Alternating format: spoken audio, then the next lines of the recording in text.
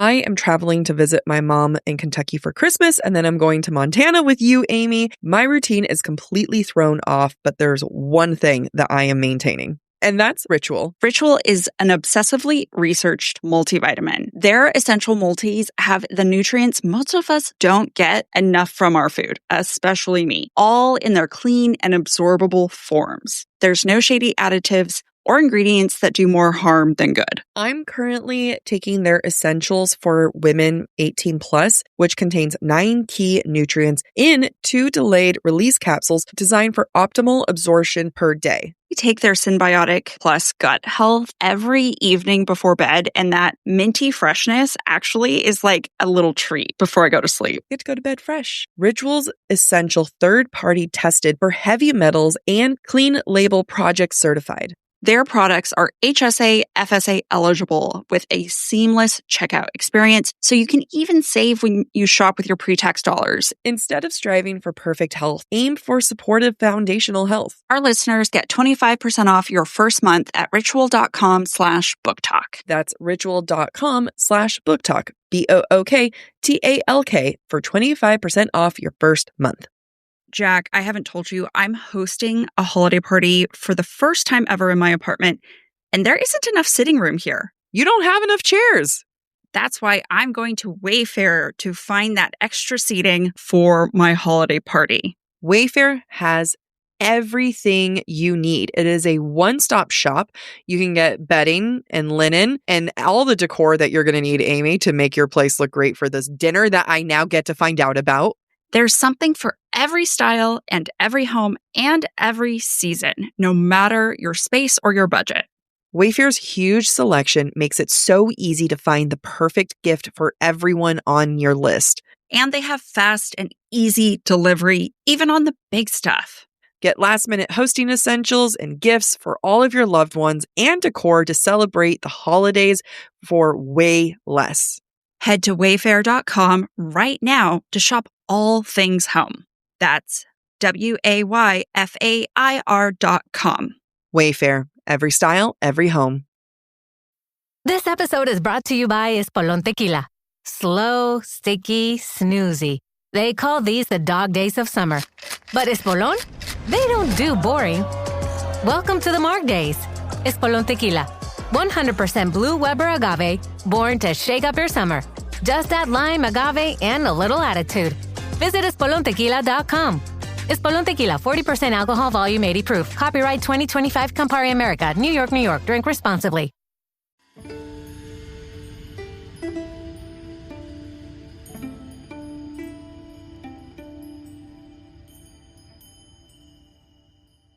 Mistward stands alone when Wendlyn is unable to send reinforcements, leaving Celaena and Rowan scrambling to fortify the fortress. But their plans crumble when traitors open the way for Norrak's army. Under cover of darkness, the Valg princes strike from the front while mortal soldiers access the tunnel beneath the walls, plunging Mistward into chaos. Celaena faces the Valg princes alone as Rowan and the Cadre battle inside the fortress. Overpowered and dragged into her own memories, Celaena is forced to relive the 2 horrific days she's buried for years. But by finally confronting her past, she unleashes the full fire of her heritage, claiming her name, Aelin Galathynius, and obliterating the Valg in a blaze that changes the war forever. Hey there, we're Book Talk for Book Talk with Jack and Amy, your book besties who take the novels you love seriously. This is Jack. And I'm Amy. And we bring the tools of literary analysis to the women-written novels lighting up Book Talk, from romance to romantasy. Think of it as your favorite fandom books treated with the same respect you'd give a classic in literature class, just with more humor and less homework. Each season, we deep dive into one book, breaking down themes, imagery, and character motivations. Together, we combine our 13 years of literary academic training with our fandom love to help you see your favorite books in a whole new way. We also analyze the story through 2 different literary lenses, giving you more than one way to look at the text. This week, we're discussing chapters 50 through 56 of Sarah J. Maas's 3rd novel in the Throne of Glass series, Heir of Fire. For a complete list of episodes and chapter breakdowns, be sure to check out our Instagram at the handle Book Talk for Book Talk. Before we dive in, let's talk about Spilt. Spoilers, perspective, interpretation, language, themes. Spoilers. This episode covers Heir of Fire with the full context from 3 books. Mm-hmm. Not the first 3 books, as we learned last week. Throne of Glass, Crown of Midnight, and Heir of Fire. If you haven't read those, this is your only spoiler warning. Anything beyond Heir of Fire and other SJM works will be saved for our Breadcrumbs and Broomsticks episode that airs this Thursday. Perspective, interpretation. These are just our takes, our personal readings of the text. We don't speak for Sarah J. Maas, and we know you'll have your own interpretations too. We love hearing them, so share away. Language. We use explicit language, and it's just going to happen, so please be cautious who you're around when you listen to us. Themes. We will discuss tough topics like sex, violence, abuse, depression, self-harm, and death. We will do our best to flag heavier moments where we can, but listener discretion is advised. As always, let's keep the conversation going. Tag us, DM us, or use the submission form on our website. And if you want exclusive content and live streams, you'll find us over at patreon.com/booktalk4booktalk. Can't get enough of analysis? Make sure to check out the Subtext Society Journal, where we write think pieces discussing the romance and romantasy genre as a whole, the ongoing conversations in the bookish community, and insights on the publishing world. You can read our latest articles for free with no subscription required, but to receive the new articles in the future, make sure to subscribe.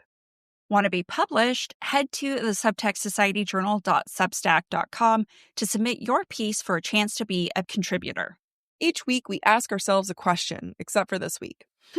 Instead of asking ourselves a question, we're going to select a specific moment from these chapters to analyze critically from multiple lenses. Stay tuned for the discussion at the end of this episode where we decide what we're going to analyze, because we don't know yet. It's going to be a surprise to all of us. Themes we see in this section include vulnerability and facing uncomfortable truths. It's so funny because episode 7 hasn't come out yet. And because you're like, last week, I'm like, no, last week was episode 8. Oh, that's right. 7. That's right. Yeah. God. It's going to be brutal this week because it comes out this week. Yeah. When we're recording, and, dun. I know. You know what?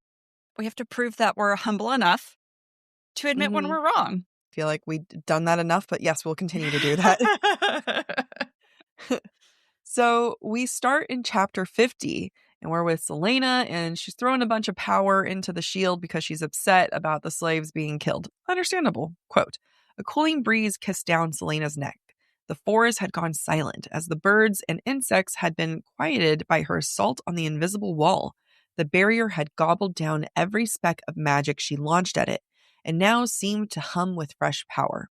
I feel like this episode in particular is going to have to do a lot with consuming power, with taking power, and with giving power.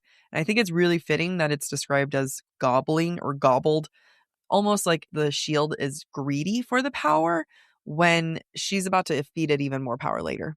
I completely agree. Gobbled has such a connotation of like gluttony and overindulgence.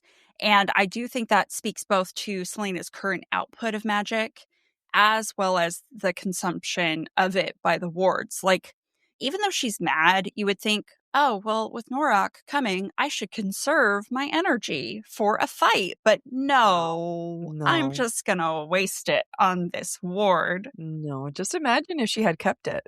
I know. Just imagine. It is interesting in this moment, though, that the wards of Mistward are just as like ravenous to consume Celaena's magic as the Valg princes will be later in the episode. And to me, it's like no matter what side you're on, no matter your intention or what the intention is, everything and everyone wants a piece of Aelin's magic. And not just a piece of Aelin's magic, but a piece of Aelin too. Particularly, I don't know why I revert to Crunk whenever I talk about Rowan, but I do. But particularly Rowan, quote, the scent of pine and snow wrapped around her, and she turned to find Rowan standing against a nearby tree. This is very sexual. I mean, so the quote is continuing from before where it's described as a cooling breeze kissed down her neck. Mm-hmm. So I'm not just coming in being like, the scent of pine is so sexual, but like, we know he controls the wind. We know he's cooling her down. We know that it's kissing down her neck.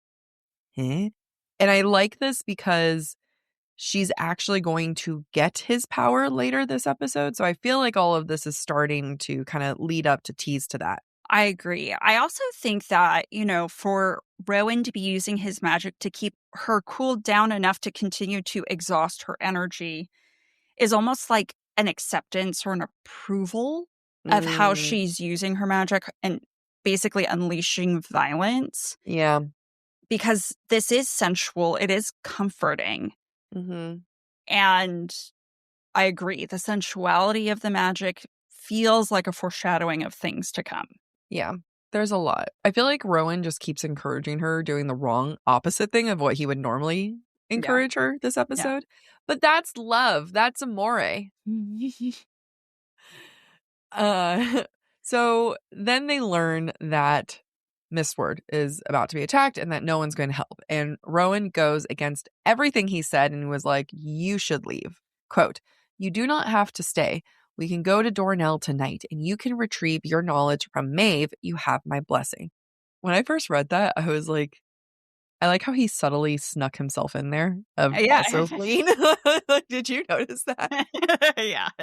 I do this with you all the time. Amy, whatever you want to do, if you want to go to this amazing fun thing, then we can go. Oh, I do that all the time. If you don't feel up to recording today, we can totally record on Tuesday. We don't have to. I know. What was it? It was something you texted me earlier today. You're like, how do you feel? And I was like, unfortunately, I'm feeling okay. We both have to feel icky. But that was like the first thing I noticed. I was like, real subtle there, bro. However, again, he's kind of doing the opposite of what he's said from the get-go. He's encouraging her to run. And he claims, though, it's because that she's the last of her bloodline, as if her bloodline suddenly matters. And he's like, I can reproduce with you. Yeah. That is the subtext here, guys. It's about reproduction. I'm going to kiss your neck and then I'm going to tell you how important your bloodline is. And then we're going to go sleep in my one bed. Mm-hmm. There is an interesting focus on heritage, particularly Aelin's heritage leading up to this. And of course, royals in general, because we're going to learn that these creatures are Valg princes. Obviously, this is also in my mind, it's also set up for the fact that we're going to go back in Aelin's memories, back to a time when she was a princess. So important to remind the reader that, oh, by the way, Aelin's a princess if you haven't remembered. Mm-hmm. And her parents are dead, in case you've forgotten. It is an interesting out for Rowan to be like, well, your bloodline is important, because he certainly hasn't treated her that way since the start. Also, aren't they the same bloodline? Cousins. Kissing cousins. Technically, one's from Mab and one's from... Very distant, but yeah. Yes, they're very distant cousins. I wrote this note and I'm like, why did I write that? Does it hint at the fact he's starting to see her as the royal/leader she will become? I'm going to say no. Oh, I was going to say yes, but continue. I was going to say, I think it's an easy excuse for him without him saying, I'm worried about you. I want to keep you safe. Because it's not about his feelings. It's about her reality. I agree. No, I'm not going to oppose it. Like, it is one of those things where I think there is a certain level of realization that's like, oh no, this is a queen. This is Aelin Galathynius. And she is actually quite powerful. And especially now that she's opened up to him why she doesn't want to take up the mantle and be queen. And I think there's a lot more empathy happening. But I think he would say anything to get her out. Yep, I agree. Celaena, though, tells him, like, no, we got to stay. Like, we have to be there. And she busts out this very famous line that we're going to see again and again. Quote, you are trusted and respected. So I am staying because you are needed and because I will follow you to whatever end. I find it interesting that she's pledging her allegiance to Rowan rather than protecting the Fae. She's not saying like, no, I'm staying here because that's the right thing to do. I'm staying here to protect the people who need protection. She's literally saying, you are trusted and respected, so I'm staying because you are needed and I will follow you to whatever end. Is there a shift in her priorities here? So my feeling is that this is a very typical Celaena choice, not an Aelin choice, because Celaena only knows how to commit herself to an individual. Yeah. Her desire to help the people in Ilwe and Calaculla ties to her promise to Nehemia, not to those individuals. I think Aelin is the woman of the people, where Celaena is the woman who can only kind of focus on one relationship at a time. And we've been seeing over the last few chapters how focused Celaena is on Rowan and how smart and cunning and strong he is. And she's definitely become very singular in focus on Rowan. She's forgotten, or Rowan has replaced Nehemia and Kale. Right, literally. Literally. He is going to replace her, Nehemia, with a scar. So, yes to everything you're saying. Rowan then gives her his blessing. Quote, he reached into his tunic and pulled out a dagger. Her dagger. He extended it to her, its long blade gleaming as if he'd been secretly polishing and caring for it these months. And when she grasped the dagger, its weight lighter than she remembered, Rowan looked into her eyes, into the very core of her, and said, Fireheart. Woo! Okay, I love this moment. So we're going to break it down into 3 different parts here. One is the fact that he is giving her dagger back, deeming her ready and worthy. And the fact that she picks up this dagger, which it comes from Aderlin. There's a lot of drama behind this dagger. It feels lighter. You can even see that as her own conscience starting to feel lighter of everything that has happened to her. And then you have the fact that he's been protecting and polishing the blade, a representation that he has been doing that to her, polishing her over the months, getting her ready for battle.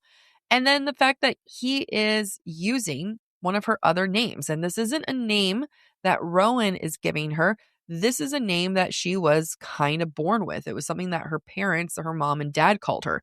Aelin, Fireheart. These are the same people. And it's not like Kale only called her Celaena. Nehemia was like, you know what? I'm going to give you a whole other name. let's just come out with a whole new one. Rowan here is titling her what her titles already are. Right. And calling them to the forefront.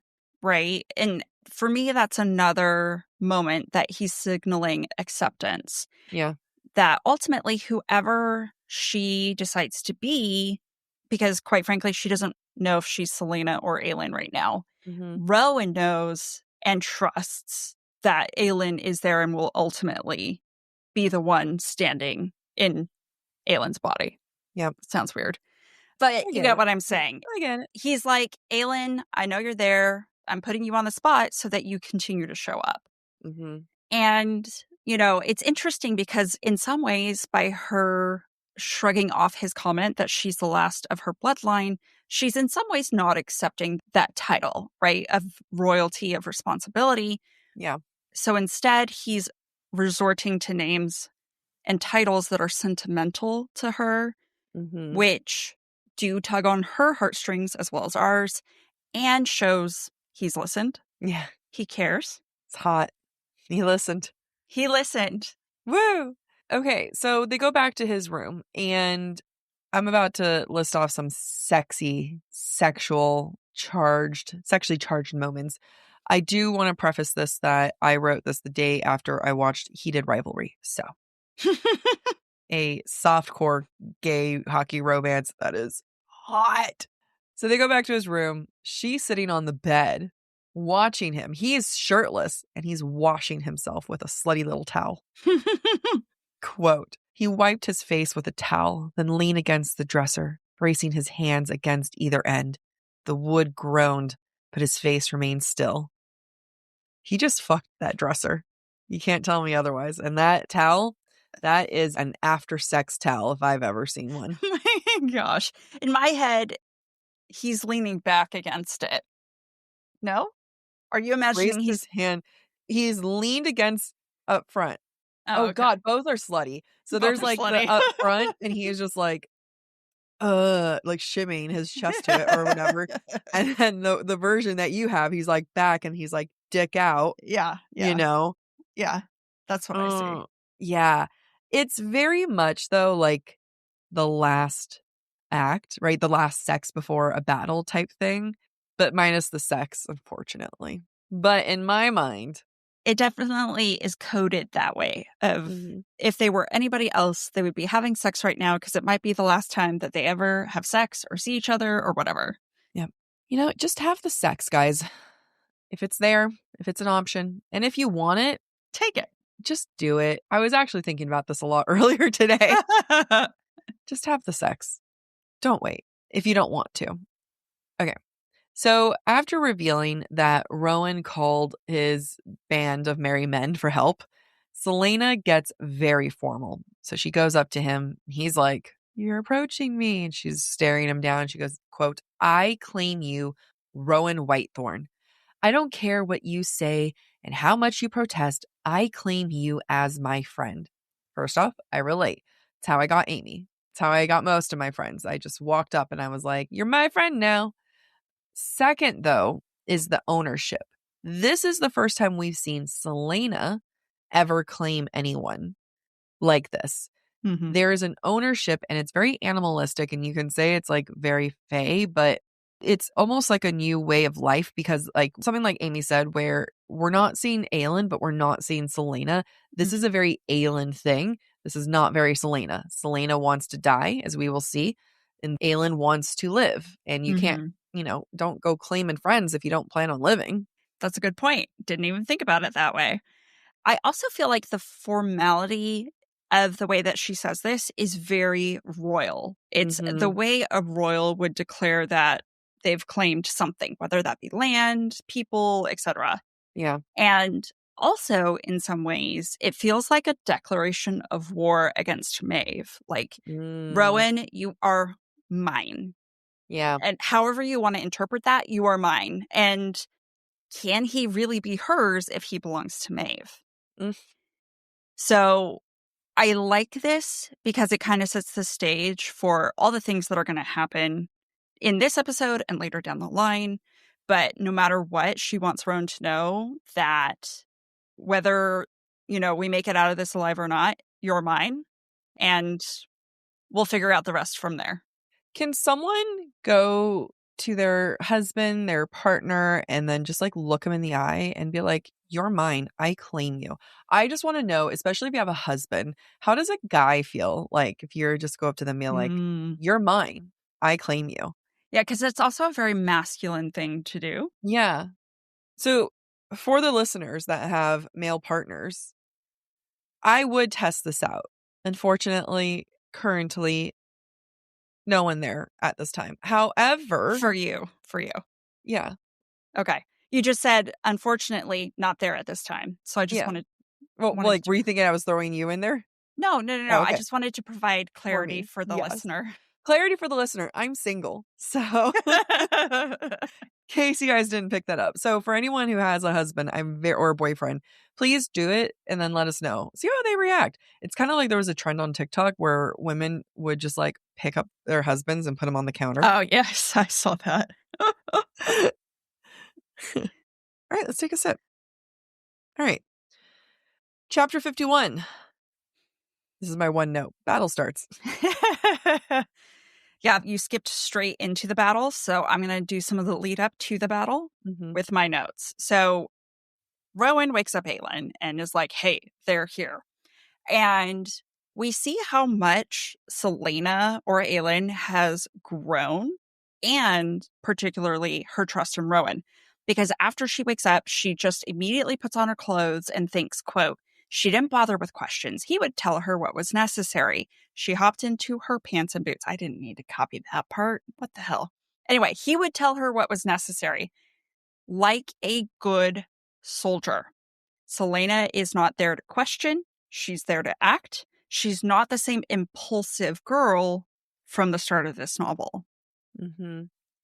So they get dressed. They go out to the, I'm going to guess, parapet something. They go out there to inspect what is happening because they are surrounded by darkness. And Celaena observes Rowan during this point. Quote, "Such icy calculation, purebred, undiluted warrior. She could almost feel the aggression pouring off him." I found this line, I'll be honest, a little disturbing because she's glorifying his full fayness, which puts his purebredness on a pedestal. You see what I'm saying? Yeah. I wasn't even okay.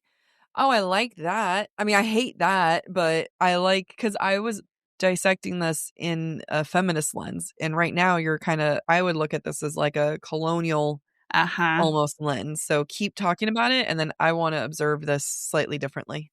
So if we do think of it from like a colonial lens, even from a power lens, this is glorifying what it means to be pure, because pure equals strong, right? So from a colonial lens, it would be white equals conquering native, conquering, powerful, etc., which kind of bothers me. Yeah.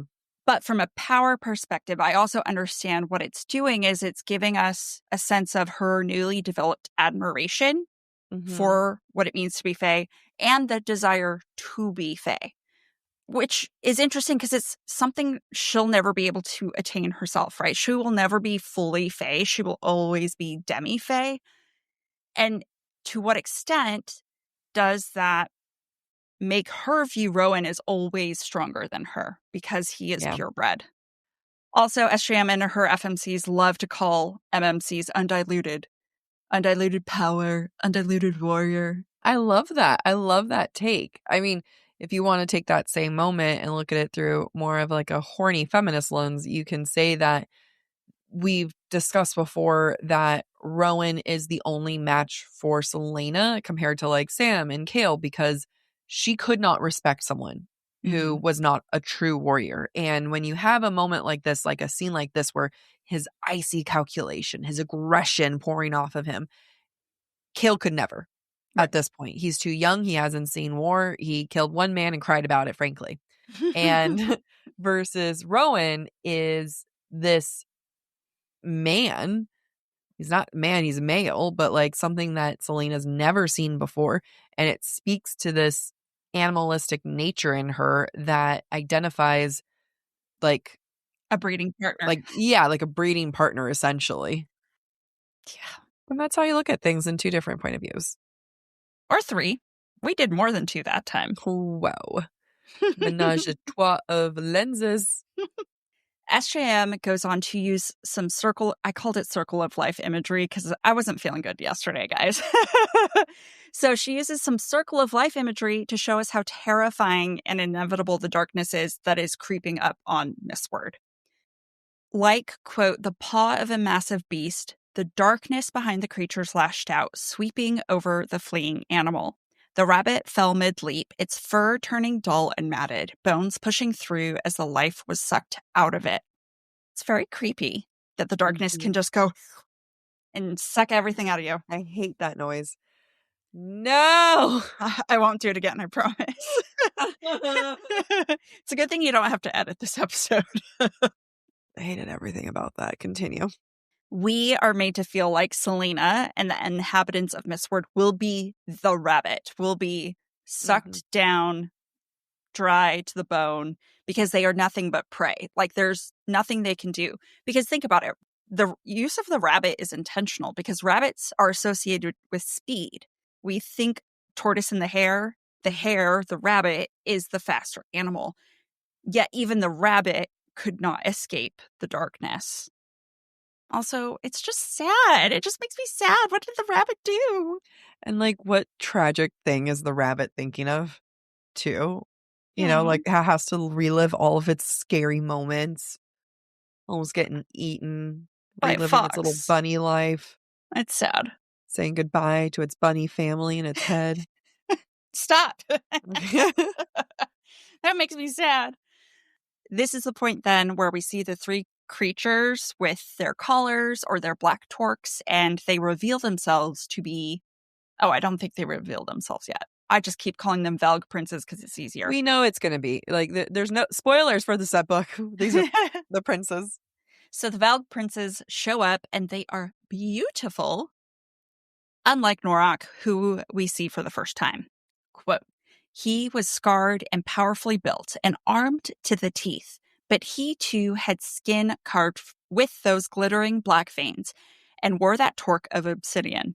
Even from this distance, she could see the devouring emptiness in his eyes. It seeped toward them like blood in a river." I just wanted to point out a couple of visuals here.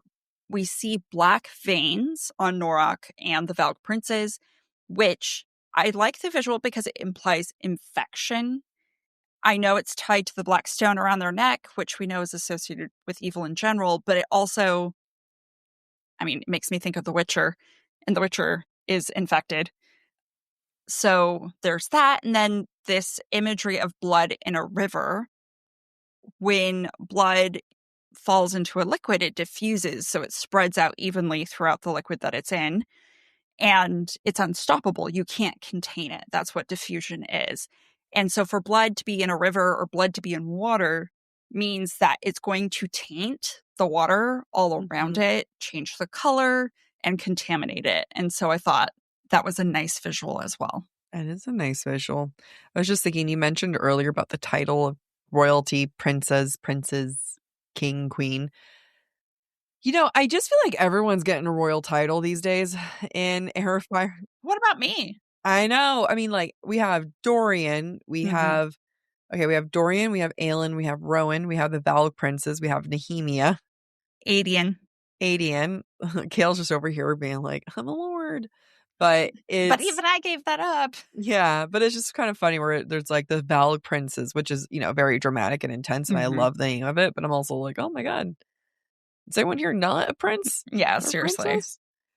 So Rowan is really torn between helping people and leaving Celaena alone. And he says, quote, "You are the heir of the throne. Right now, I am a woman who has the power that might save lives. Let me do this. Help the others." I love this. I love that she claimed her own identity, not as an heir, but as a woman. That woman, her being, her identity as a woman is what's coming before her being an heir. And the priority of the woman, that is Aelin, is to protect the people. It's not about titles. It's not about anything else. It's about responsibility of others. Yeah, and that's where we're starting to see Aelin overtake Celaena, right? Because Celaena was into following Rowan, but Aelin is here to save lives. I have one more note that just popped in my head, if that's okay. Yeah, go ahead. It's interesting because Rowan says, like, you are the heir to the throne. And the thing about being an heir to the throne is that there's an automatic nature of you have to have kids in order to continue. And I kind of like that he's throwing her reason for safety to be her reproductive importance. And she counters it with, I am a woman who has power. That's a really, really, really good point. Yeah. Where you're saying it's not about the fact that I can reproduce and create more heirs. It's about the fact that I'm a woman with power. Yeah. Who needs to protect people. Her only power isn't the power of her reproductive abilities. Yep. Her power is what the woman has. Yeah. I love that. Thank you. I do too. Good job, Bestram. Now, this is one moment where we've thought for some time that Celaena's really found peace and comfort in this idea that Rowan sees her as a good soldier. But she is now flipping it on its head to fool him into leaving her behind so that she can do what she thinks is important right now. So she, quote, nodded like the good soldier Rowan believed that she was and said, understood. Now, this is when he orders her to, like, protect herself, don't get hurt, don't do anything stupid. And she's like, yeah, okay, I won't. Totally. I got you. But what this is telling me, because she does she steps beyond the wards. She does do the thing that Rowan tells her not to do. And that's because at the end of the day, her self-loathing and her need to quote unquote atone for her sins is more important than having Rowan's respect, than being the good soldier that Rowan wants her to be. And I do appreciate that at her core, she is still the same. Absolutely. And I just love the imagery of Celaena going into battle, not just because she starts like busting out flames left and right, but because of the positioning and the description of the flames. Quote, "The curving stones of the gateway loomed, and she drew the sword from her back with her right hand, and her left hand enveloped in flame." To me, it really gives the scales of justice. Mm-hmm. She is holding, I mean, you could even give royalty because you have a lot of times royals holding like the scepter and the ball.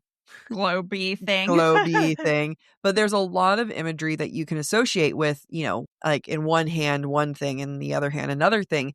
And it always comes down to royalty, to justice, to fighting. And I think that this was a very beautiful visual.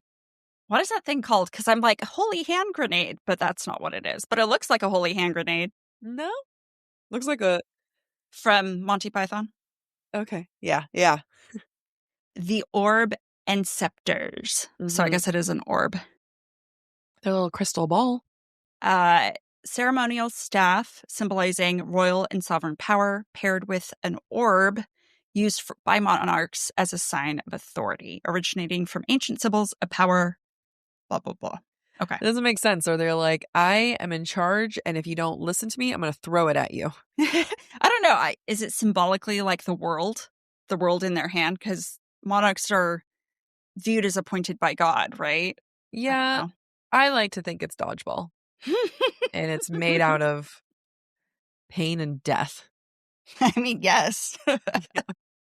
The final image of this chapter speaks to what we've learned Celaena believes about herself / about Aelin, and that is the fact that she's a monster. And this is going to continue to come up throughout this episode. Quote, "This was the least she owed those murdered in Endovier and Calaculla, the least she could do after so long. A monster to destroy monsters." And it's really important we get this image now because she's going to go through a progression to overcome this belief about herself. Mm-hmm. But right now, in this moment, she's reaffirming her belief that she's a monster. Yeah. And I find it fitting that she uses this now because we're about to learn more of that monster origin story. Yep. Take a sip. Take a sip. It's funny. I have a lot of notes later, but in some of these notes, I'm just like, I didn't have much.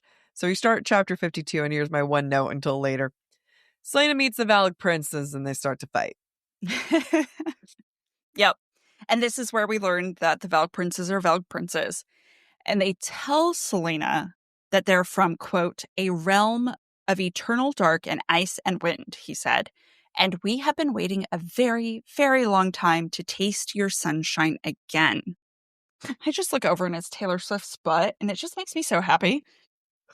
She's just so hot. She is. So I love this line for a number of reasons. We are once again seeing the theme of consumption. But what I like about it, it feels like a perversion of Rowan's magic because ice and wind, pine and snow, those are what we associate with Rowan's magic and how it interacts with Celaena's magic. There is something sexual about this moment, but not in a good way. And then, of course, I don't know why I didn't continue my thought. Anyway, whatever. And then, of course, there's this idea, like I said, of consumption and that the ice, dark, and wind want to consume the sunshine, which is like Celaena's fire. But we'll get more into that later. As Celaena fights, she relinquishes control over her magic, which is an interesting choice because that's the same control she's been working so hard to develop throughout the novel. Quote, "She gave her magic free rein. only asking it to keep the shield behind her alive. It did so, gobbling up her reserves. Celaena, trusts her magic more than herself in some ways. And to me, it comes across as the same way she kind of trusts Rowan blindly more than she trusts herself. Yeah.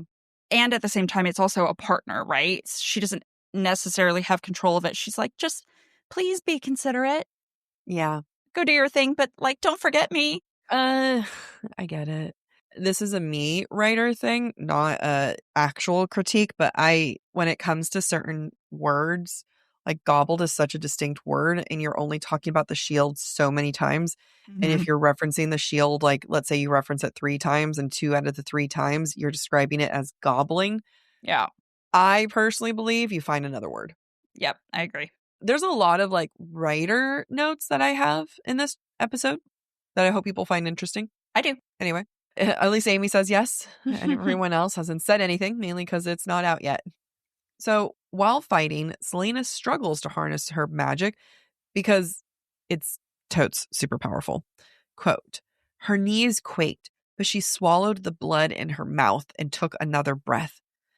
She is consuming her own blood and her own weakness, but it's also her own strength, right? Because like your blood is what's keeping you alive.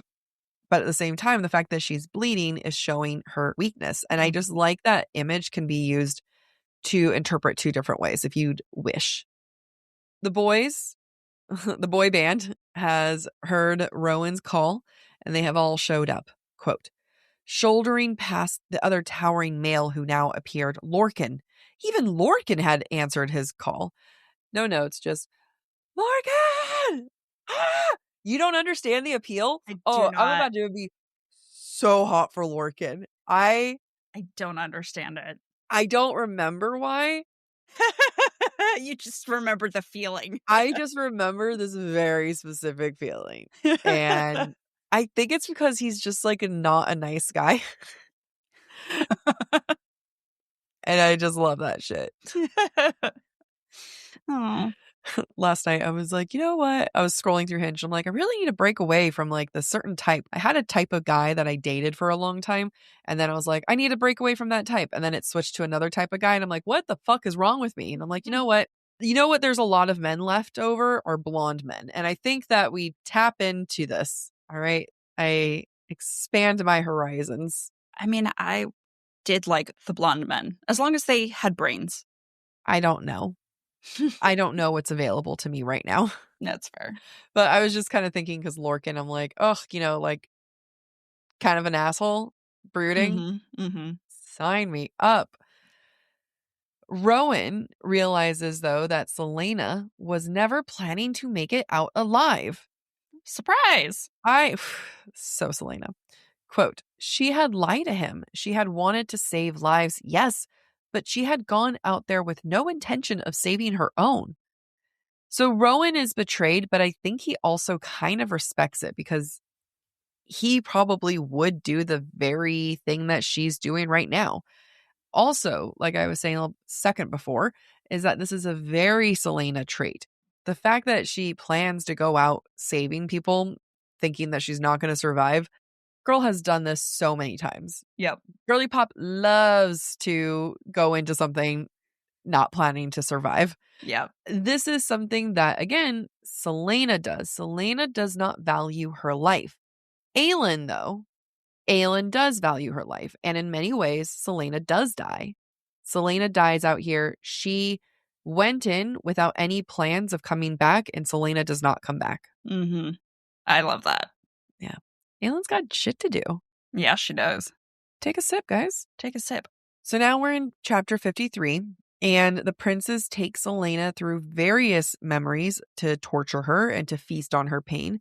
And I would like to propose that it's very similar to the idea of the 9 rings of hell, a la Dante's Inferno. And the rings of hell are limbo, lust, gluttony, greed, wrath/sloth, heresy, violence, fraud, and treachery. I'm not saying that every single one of these things are represented. If I had more time and energy, I probably would go through each one and force it to fit a certain narrative that I want it to say.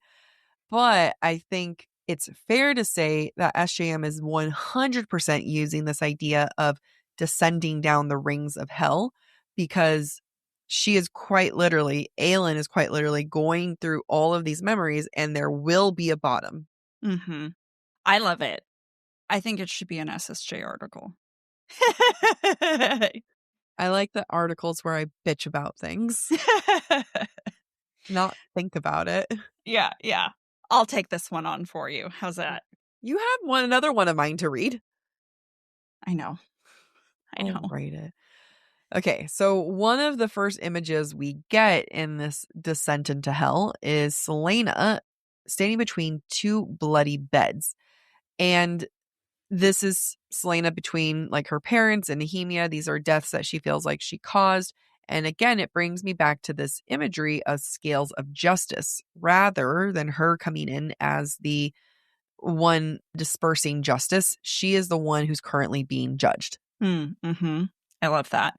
I also feel like it's a very deliberate image of mirroring in Celaena Sardothian's life, right? Celaena Sardothian began with the death of her parents, and Celaena Sardothian's end began with Nehemia's death. Yeah. And so they kind of bookend who Celaena Sardothian is. Yep.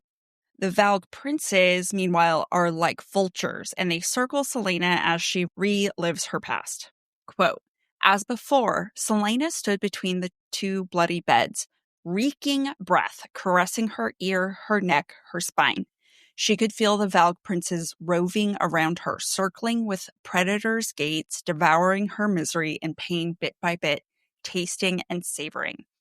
I love the idea of their breath reeking because they eat flesh. They consume raw meat. Yeah.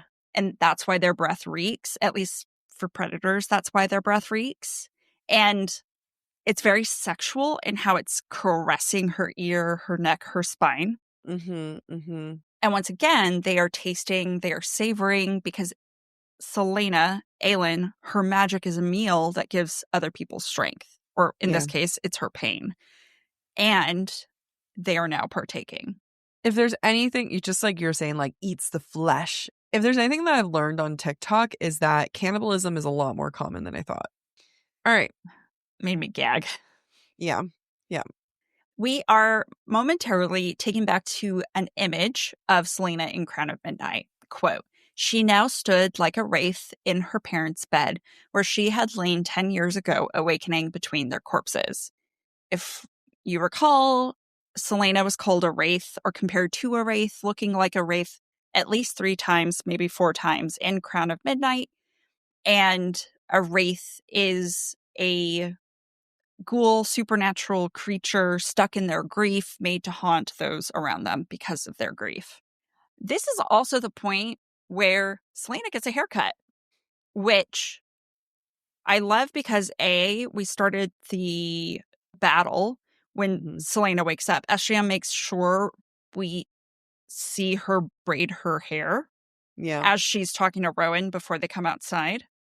And we know from previous books that this is something she always does before she goes into a fight, a la right before she goes and fights Baba Yellowlegs. She braids her hair. Quote, one of the claws severed clean through her long braid as it whipped her around. The hair and the cutting of the hair is symbolic.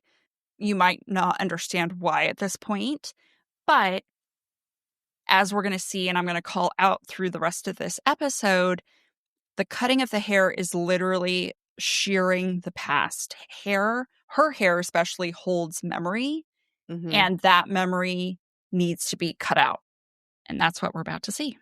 Yeah. I always loved the way that hair in cutting braids, war braids, represents a lot. There's a lot of cultures where if you shave the head, you've lost honor. You are, you grow it out depending on battles. And then there's, in hockey, you grow out your facial beard because victory. Of victory. One time when I was in high school, there were these 2 brothers who were from the Netherlands and they were living in Arizona. They were super hot too.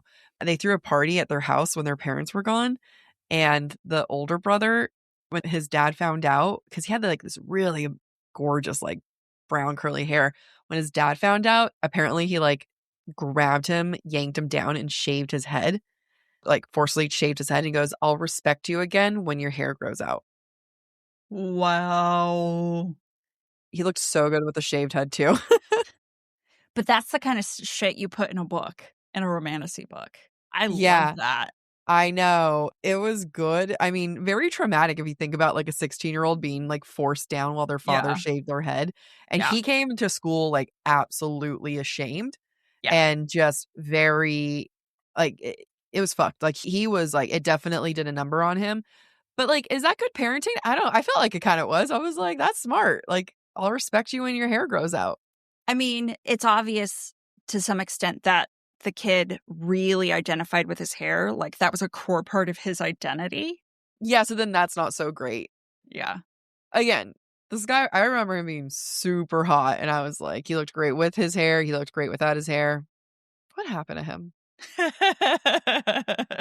Okay, so I really like this chapter because of all of the writing techniques used. And honestly, this whole episode is going to be me pointing out some writing techniques. So I'm going to look at this quote here. Maybe her soul was forever trapped here in this plunging darkness. And then there's a scene break. Perhaps this was hell. Blackness was rippling now. And through this descent into hell, there are multiple scene breaks, again, representing another layer, another ring of hell. And each time you can see her struggling through another chapter of her own trauma. And I just really like how SJM wrote it. And I think she did a really good job with that. One of the hells that she visits is her being whipped again. This time, it's Celaena being whipped by her loved ones. Celaena, quote, went mad as the descent slowed, and she was stripped and strapped between two blood-spattered posts. The cold air nipped at her bare breasts, a bite that was nothing compared to the terror and agony as a whip cracked and... We're not getting a lot of detail. When I first wrote this note, I wrote there was a graphic amount of detail. I'm like, actually, there's not much detail. You know, you get this idea, you get that she's tied, stripped, and strapped. Just the alliteration between the two, right? Mm-hmm.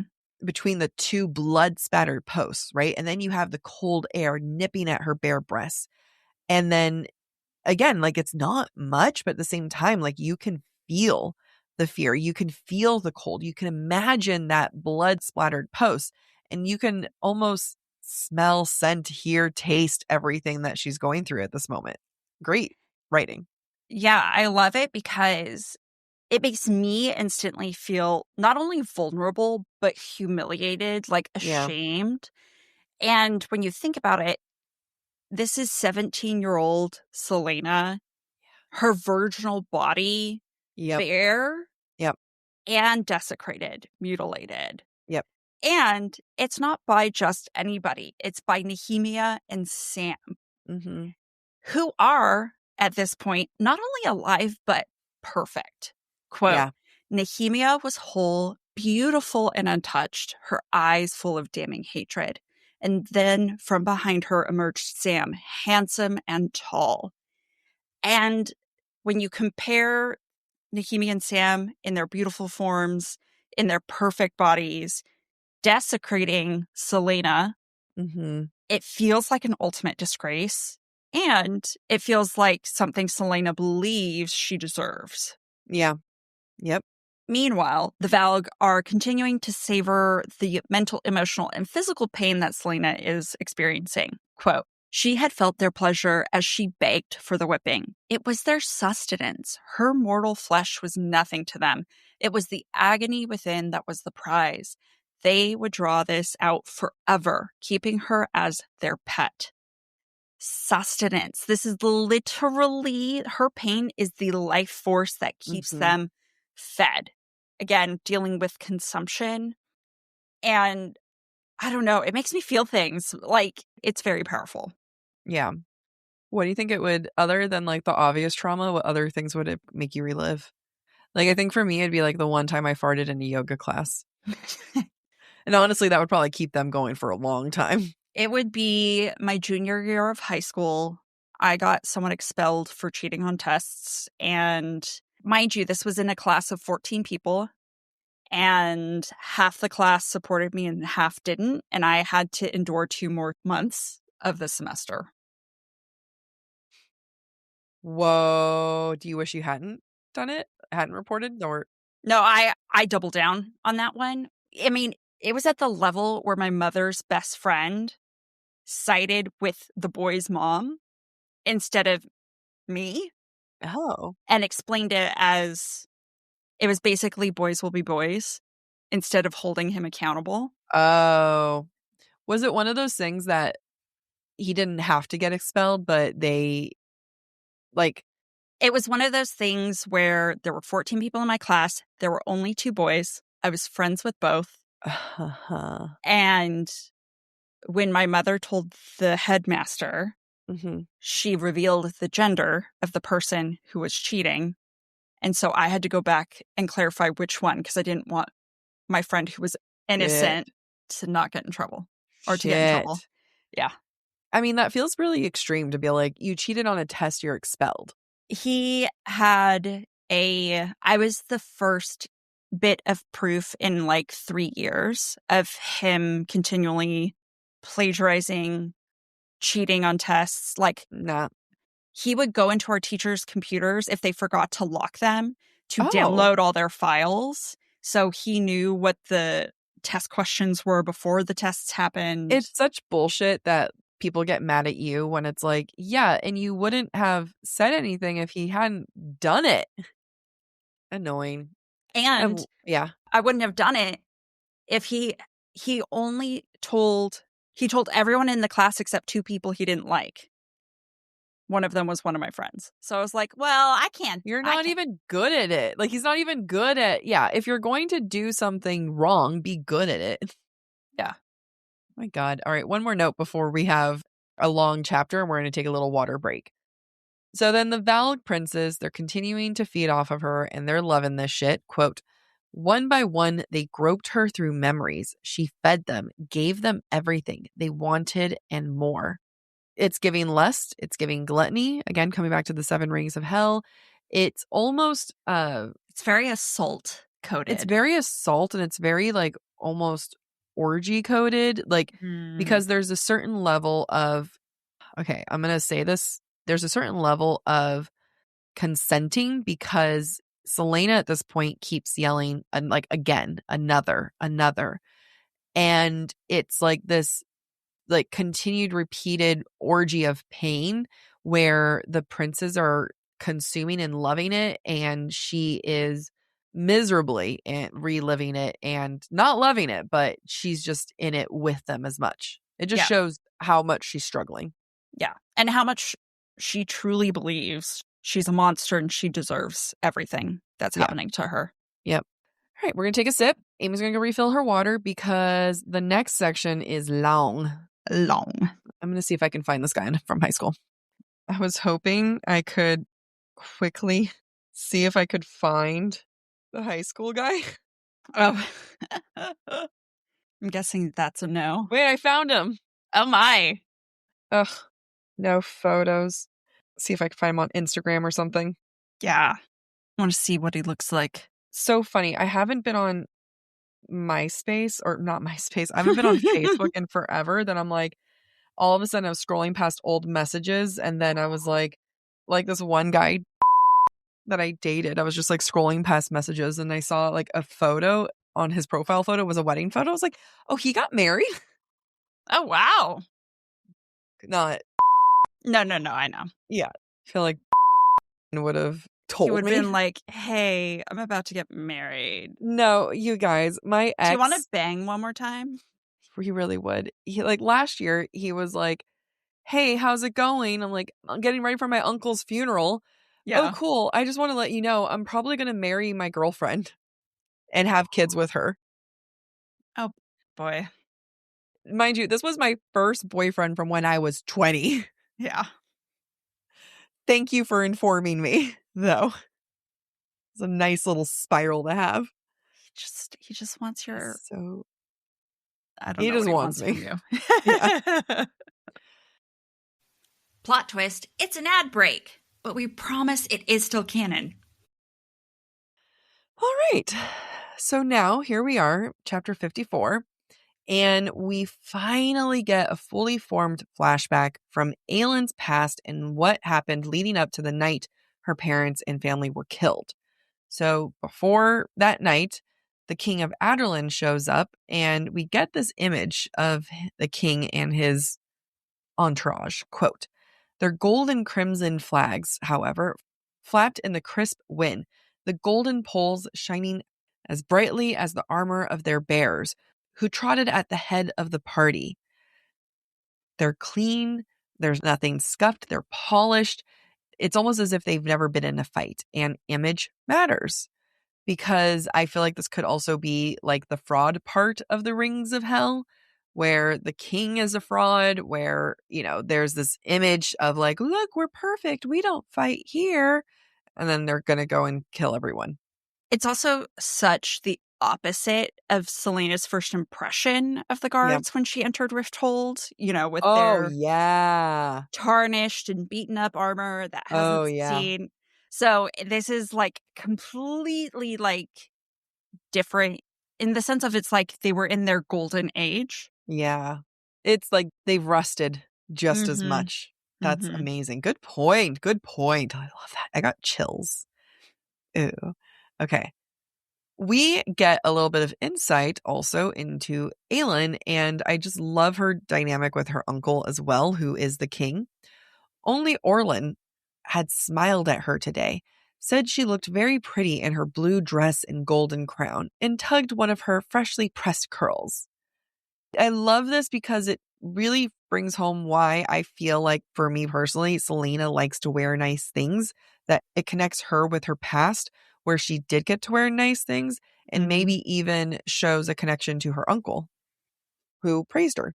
Yeah, I think that's a great point. And I just want to point out the image of her freshly pressed curls that he tugs on. If we think about how hair holds memory. She has very long hair that's been braided all this time, that's just been cut off. Yeah, okay. I like it.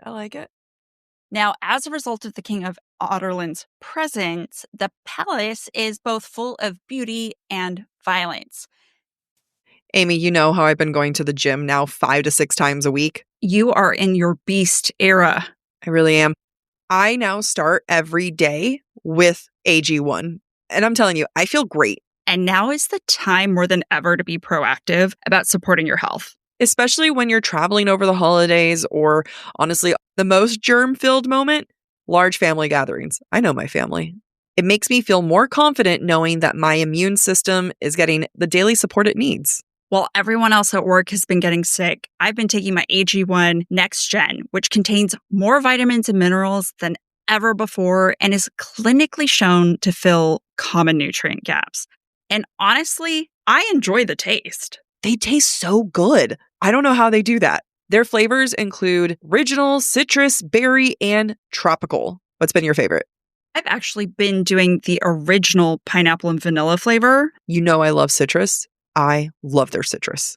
AG1 has their best offer ever. If you head to drinkag1.com/booktalk, you'll get the welcome kit, a morning person hat, a bottle of vitamin D3 plus K2, an AG1 flavor sampler, and you'll get to try their new sleep supplement, AGZ, for free, which has been a game changer for my nightly routine.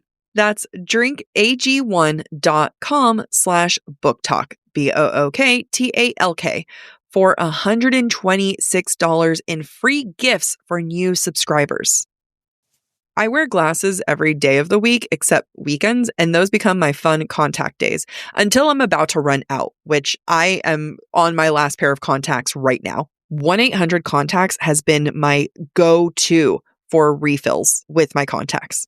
I've known you long enough that you'll go weeks without getting your contacts because of the location. But 1-800-CONTACTS skips the hassle. They offer free and fast shipping on every order. For over 30 years, 1-800-CONTACTS has been the leader in online contact lens delivery with millions of contacts in stock and award-winning customer service. They even offer free returns and exchanges, which means you can order confidently. They even offer unbeatable perks like free torn lens replacement. Their best price guarantee means if you find your contacts at a lower price elsewhere, they will beat it. That's a promise you won't find everywhere. That's seriously why I keep going back to 1-800-CONTACTS. And they have extra discounts for new customers on their site.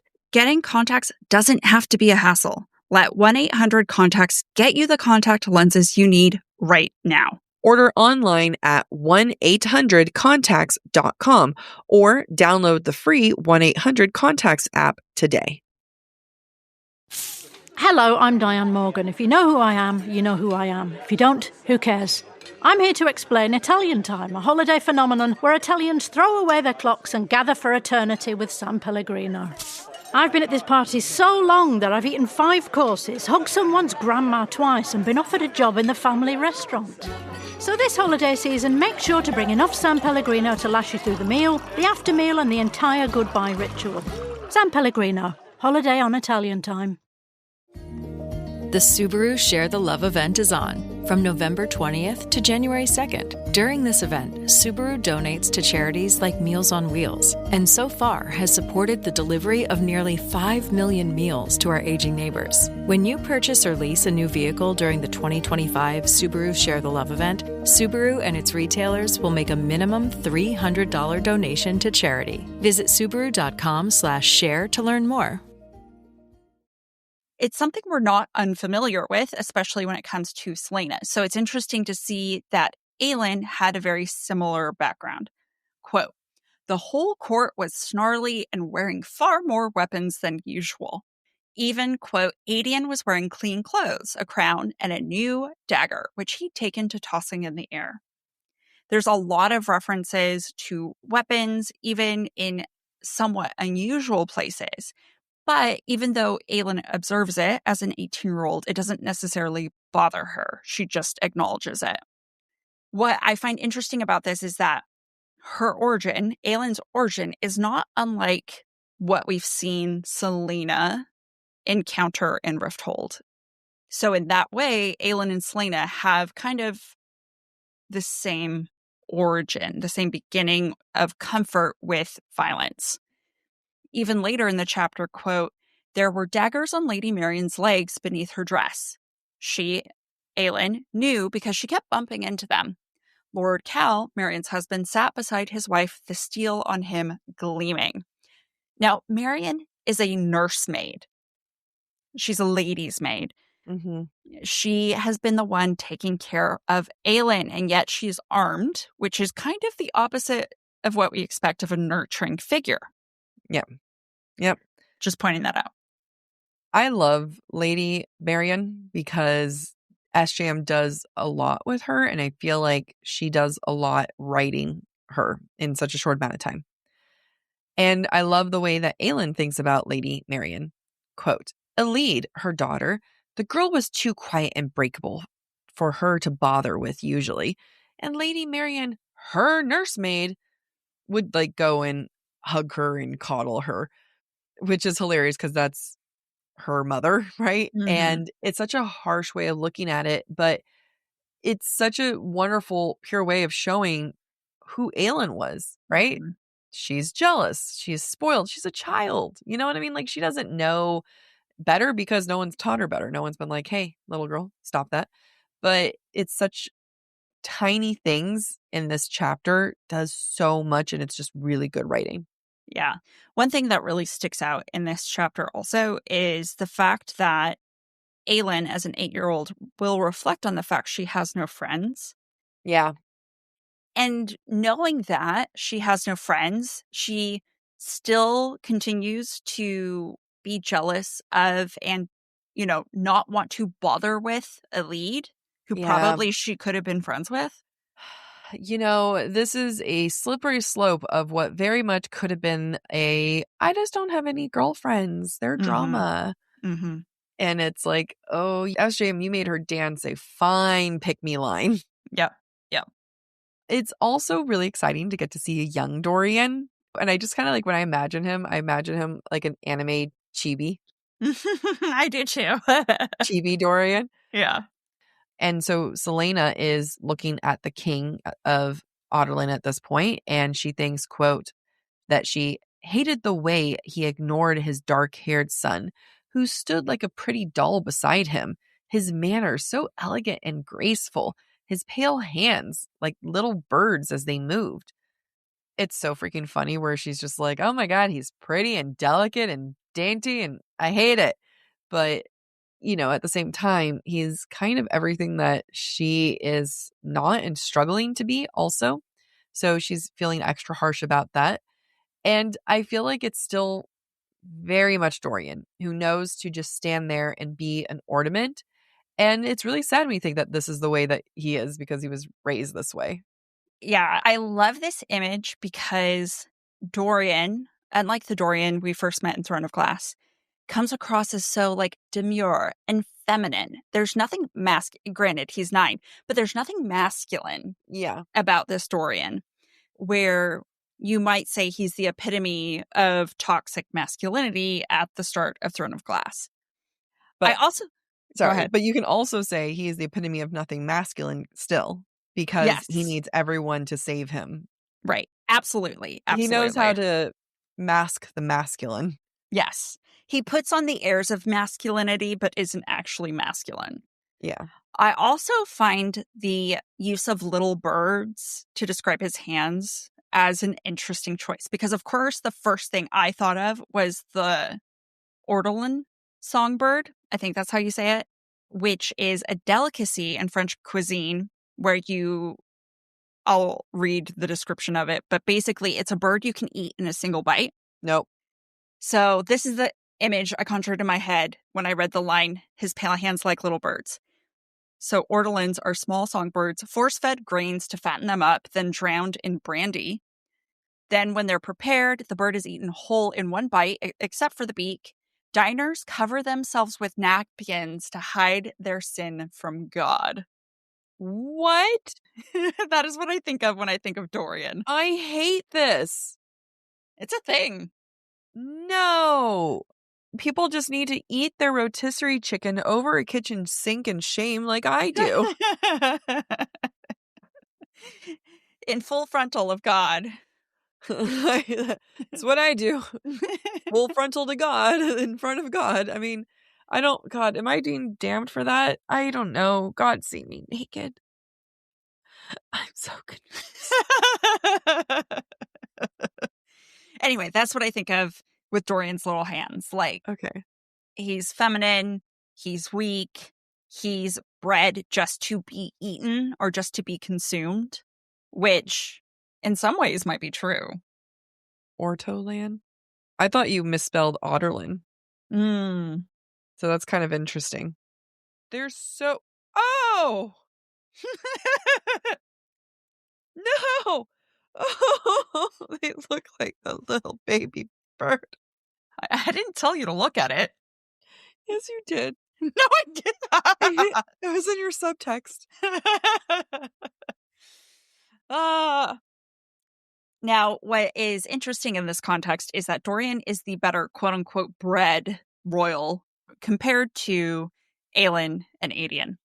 Quote, he ate so beautifully, she thought, watching him cut into his roast chicken. Not a drop moved out of place. Not a scrap fell on the table. She had decent manners, while Aedion was hopeless. Dorian, consuming food in a proper way, in some ways, again, shows his femininity, which is implied in this moment, weakness. He is not fey. He's not animalistic. He is not doing what he needs to survive. He's quote-unquote putting on airs, which Aelin and Aedion don't feel the need to. Aelin talks about this because they are more savage. They are more fey. Fey don't put on airs. When Aelin starts to tell Dorian that people in the north don't put on airs, one of the courtiers has to stifle a laugh. Quote, she could almost hear Quinn saying, says the little lady with her hair pressed into careful curls and wearing her new dress that she threatened to skin us over if we got dirty.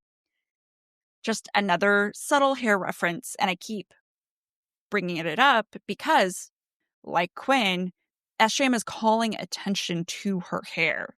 Mm-hmm. Right after current Celaena's hair has been chopped off. And like Jack said, there's identity in hair. There's memory in hair. There are cultures that cut their hair when they mourn. There are cultures where if you cut your hair, you are ashamed.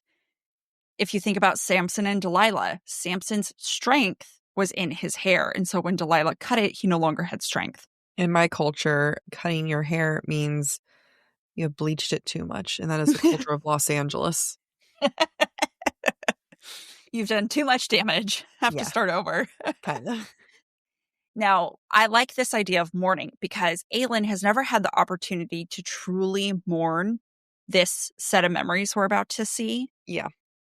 She's never faced that past until now. And so it's appropriate that as she's facing the past, she mourns it and thereby has her hair cut. Yeah. Oh, I like that. I had not put those together. I was just busy, being taken by the moment, especially how the king of Otterland starts trying to get into baby 8-year-old Aelin's head. And it just makes me really sad all around because, there's this dark worm. It's getting into her head. She's freaking out. It's making her powers all rile up. And it honestly reminds me of Celaena, quote, right between her eyes, it ate and pressed at her head, trying to get in. And it just, more empathy for Celaena, please. Yeah, I agree. Now, Aelin's power erupts during dinner. And I have to point out that there's this rule of 3 showing up in this scene because the king of Otterland only looks at her 3 times. Mm-hmm. And all 3 times have to do with the progression of Aelin's magic revealing itself. So it's a nice, subtle way of using the power of 3 within a single scene. Now, leading up to this moment, there were also a lot of blue and turquoise references. Her dress is blue, Aelin's eyes are turquoise, and then her flame, quote, and then she was burning a living column of turquoise flame. So something about the blue and the turquoise is accentuating her power because we know Terracin's colors to be green, so it's odd for her to be wearing blue. Yeah. Except it's part of her identity. I really liked that. I mean, it was around this scene where I was like, oh, because it's gold with turquoise, right? Like those are her eyes, which is what they're known for, where it's like, oh, that's just like her fire with a hint of water. I like that. We've also spoken before how Aelin's positive memories of her parents really only seem to have to do with her father and not her mother. Yeah. Her mother was always worried, withdrawn, and now we kind of know why. And it's tragic. Evelyn uses her water magic to stifle and put out Aelin's fire. Quote, then water, a wall of water crashing down on her, slamming her to the stones, flowing down her throat into her eyes, choking her, drowning her, until there was no air for her flame, only water and its freezing embrace. I know. She had to waterboard her own child. Like, it's so tragic to know that you basically have to drown your child anytime her magic goes too far. Yeah. And it's her responsibility, Evelyn's responsibility to do because she's the one with the water magic, even though it was the father, Ro, telling Evelyn to do it. He doesn't carry that burden, which means Aelin has nightmares of drowning because of her mother. Oh. And that's before she even falls into the river. Yeah.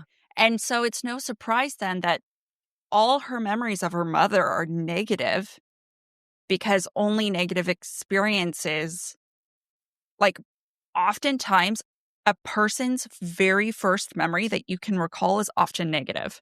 Did you decide that, or is that I remember learning this in a class. Okay, and the whole class had to go around and say what their first memory was.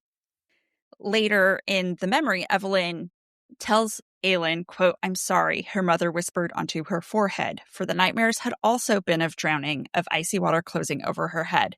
I am so sorry, Fireheart. That's the last memory she has of her mother. We're not giving the dad enough shit. And I'm not saying that the dad did wrong or that the mom did wrong, but the fact that it had to be her drowning her own child and that association is now what's with her. Yeah. Yeah, that is really sad. It's super sad. Can I go off on a tangent? Yeah. I saw a reel last night, and whether or not it's real doesn't matter. It's the concept of this woman said, she was 5 years old. The last time she ever saw her grandmother was at a holiday party. Her parents and her grandmother had gotten in a fight. And so her grandmother, whom she loved, got back at her parents by ignoring her, the granddaughter, for the entire party, and then never saw her again. Never came into her life again. Oh. And like all the trauma that caused in her life. And she was only 5 years old, but like how that shaped her personality. This is why I will never have children, because I'm too terrified of fucking it up. No, the thing is, that's not fucking it up. That is making a choice.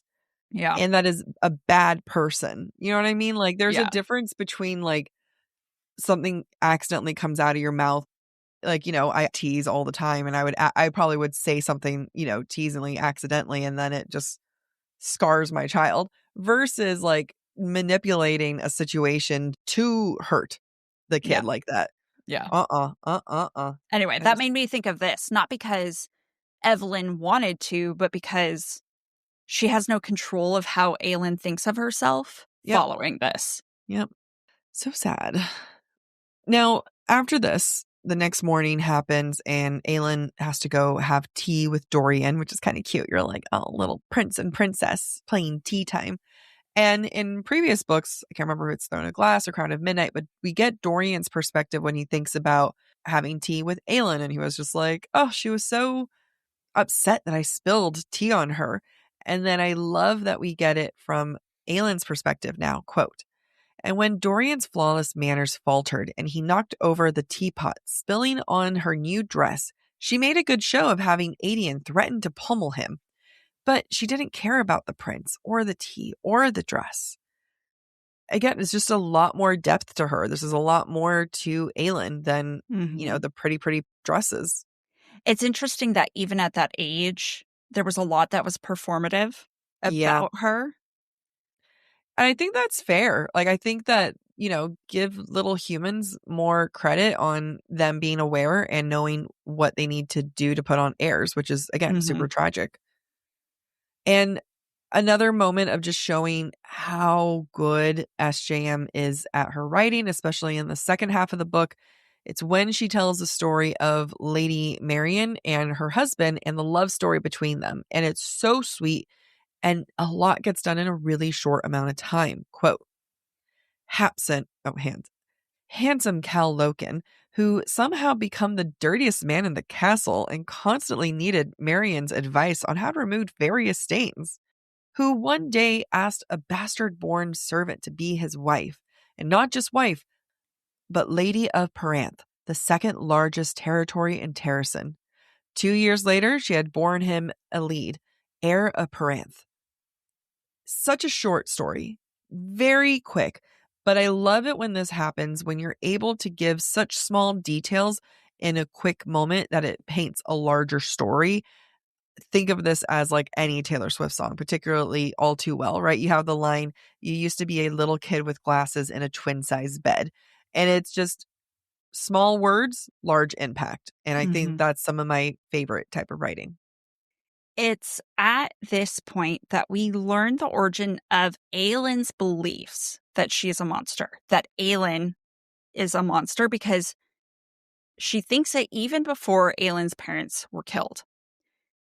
Just the act of being sent away from the palace in Orinth, the 8-year-old Aelin thinks, quote, a monster. That was what she was, a monster who had to be contained and monitored.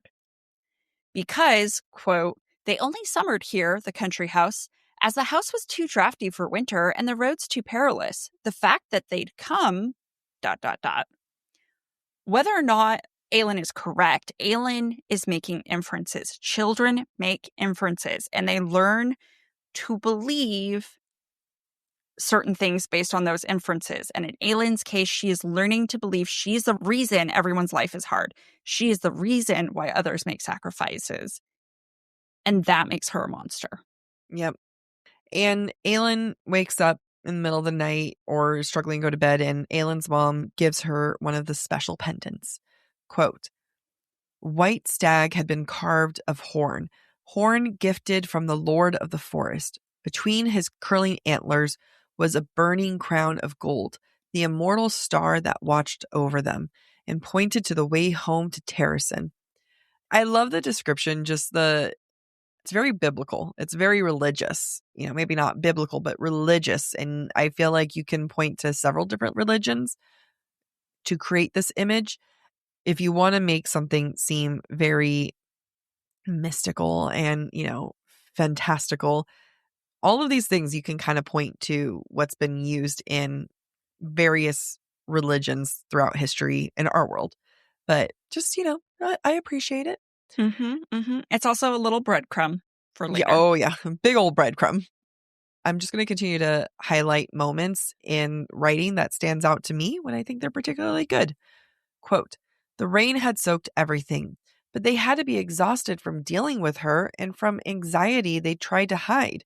So this is when Aelin is sneaking into bed with her parents, and it's raining, the door's open, and she's like, "Oh, I need to close it," because they must be so tired with how much they were worrying and being anxious because of me.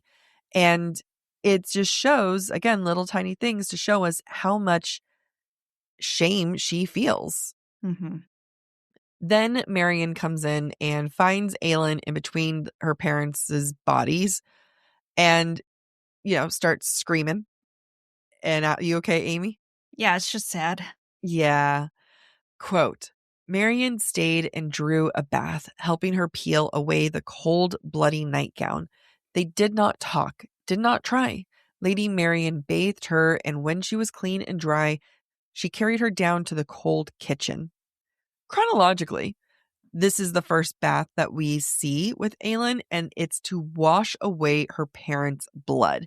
This is the least amount of cleansing of sins. This is cleansing of other people's sins, but this is a moment that she's going to encompass and own and feel like it's her fault. And it's almost as if you could say that every bath from here on out is her trying to wash away this sin. And I'm going to agree and disagree a little bit, only because of what we see from Aelin's point of view later, that the point that broke her the most was not her parents' death, but Marion's death. Oh, yeah.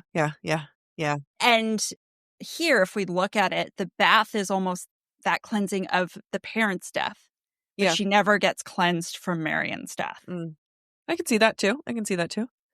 I could continue to say otherwise, but I'm just going to roll with it because we still have another page and a half of this chapter. So this is just absolute pure skill because we did not even meet Marion until this chapter, and we get so much heart from her. And SJM is making, again, a lot of things happen in a short amount of time. So this is Marion telling Elena to get the hell out of there. Quote, "No matter what you hear, no matter what you see, don't look back and don't stop until you find a place to hide. Tell my Elide," her voice broke, "tell my Elide that I love her very much." This is when I was starting to cry. And just the use of it's the endearment, and it makes the readers feel not just endeared to Marion, but to Elide. We haven't met Elide. Not even truly met her. She's just been on the periphery. And we just met Marion, and we're like, no, tell my Elide.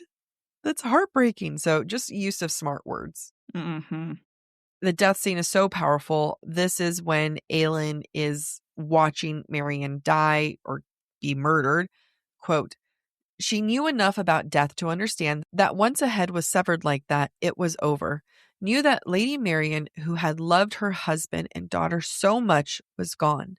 Knew that this was called sacrifice." Powerful, guys. Like, you can literally see the moment where her innocence is gone and she has to grow up. You can see the progression. Aelin knew enough about death to understand that when a head is severed like that, right? Like, you can see that that's such a younger notion, right? You're learning the basics mechanics of death, all the way to knew that this was called sacrifice. That progression, that teaching these life lessons is so painful to watch. Yeah, especially at 8 years old. Like at 8 years old, you're not supposed to know what sacrifice means. No. And it's such a poignant moment. And that is what kills me, is the lesson that Aelin learns in that moment. I also want to note that as she's running away from the murder scene, she's running towards the river. The description calls the evening a moonless night. I'm just going to point that out because in Breadcrumbs and Broomsticks, we have an email from Catalina talking about Sailor Moon, and it's relevant to this moonless night. Interesting. I mean, you do know that there was a lot of like Sailor Moon inspiration. I mentioned that before, right? Yes, and Catalina goes into it as well. Okay, cool. I was like, this isn't like, I hope you're not thinking this is the first time Sailor Moon has been. No. Okay, cool. Because an attractive man with dark hair and blue eyes that's kind of useless and needs to be saved. Very Tuxedo Mask quoted. Which I can't wait for us to talk about. You guys need to understand, I loved Sailor Moon growing up. So now we're going to get into some more symbolism. That's just beautiful. So at this point, the memory ends. Aelin, like Celaena, baby Aelin goes crashing down into the river.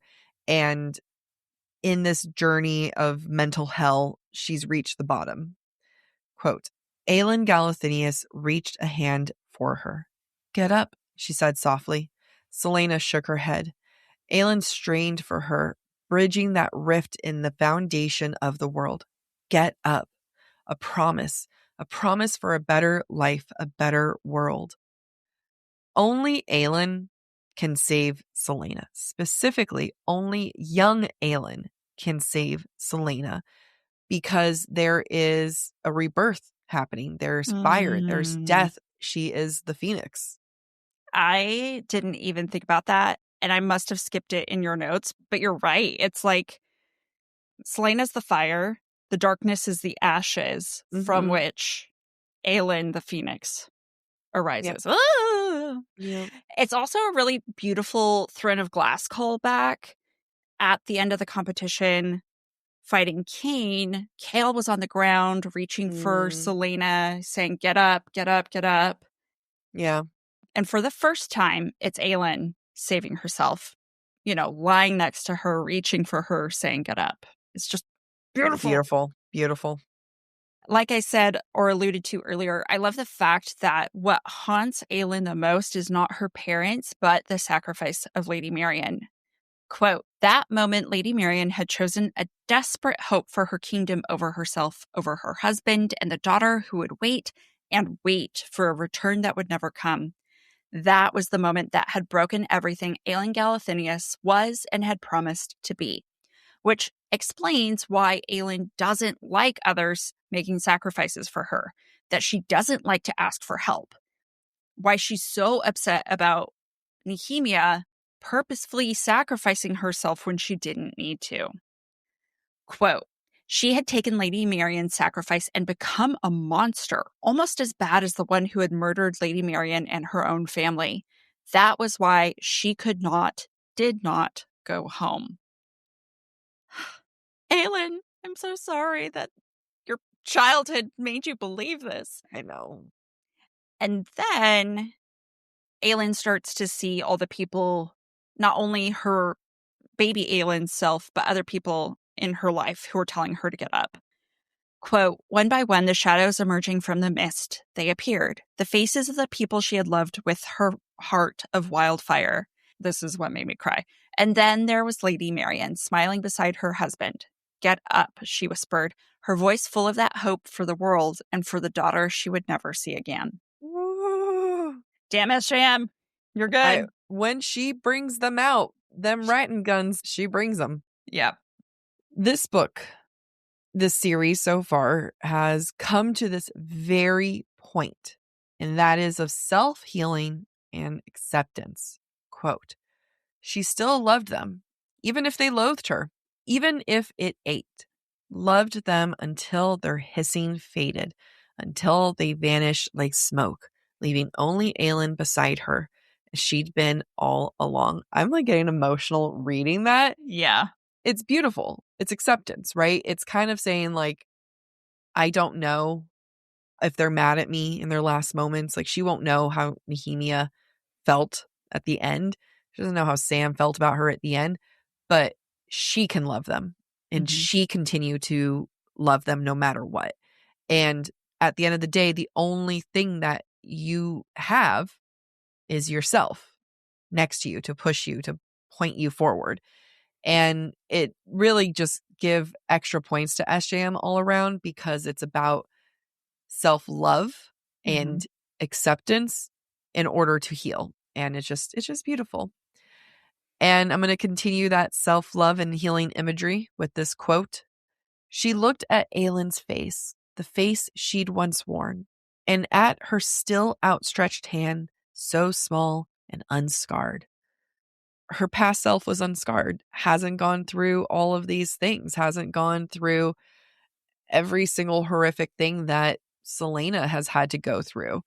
And I just love this shift where she goes from considering herself as a monster. Quote, "It would not take a monster to destroy a monster, but light to drive out darkness. She was not afraid." Celaena, Aelin, she is accepting. It used to be that Celaena saw herself as a weapon, as a monster, as a thing to go out there and fight these other monsters, to kill these other monsters. But there is hope and there is a place where you can be different and do different and to grow. And this is that moment. And only Aelin was ever going to be able to heal Celaena. No one else, no magic Fey dick or human dick could have saved her. Quote, "When Celaena reached across the earth between them and brushed her fingers against Aelin and arose." And this is just a beautiful way of executing it. And I know that this imagery of your younger self healing your older self is used often. I mean, you can look at Wicked, the first movie. This came out before Wicked, the first movie, but Wicked 1 isn't the first one to do this. There's been different versions of this, like, younger self healing your older self, but it's still done in a powerful and unique way. Yeah, and I'm sure there's something we could talk about from the psychological lens, but all the time in therapy, we talk about, like, what is the inner child need that it was never given?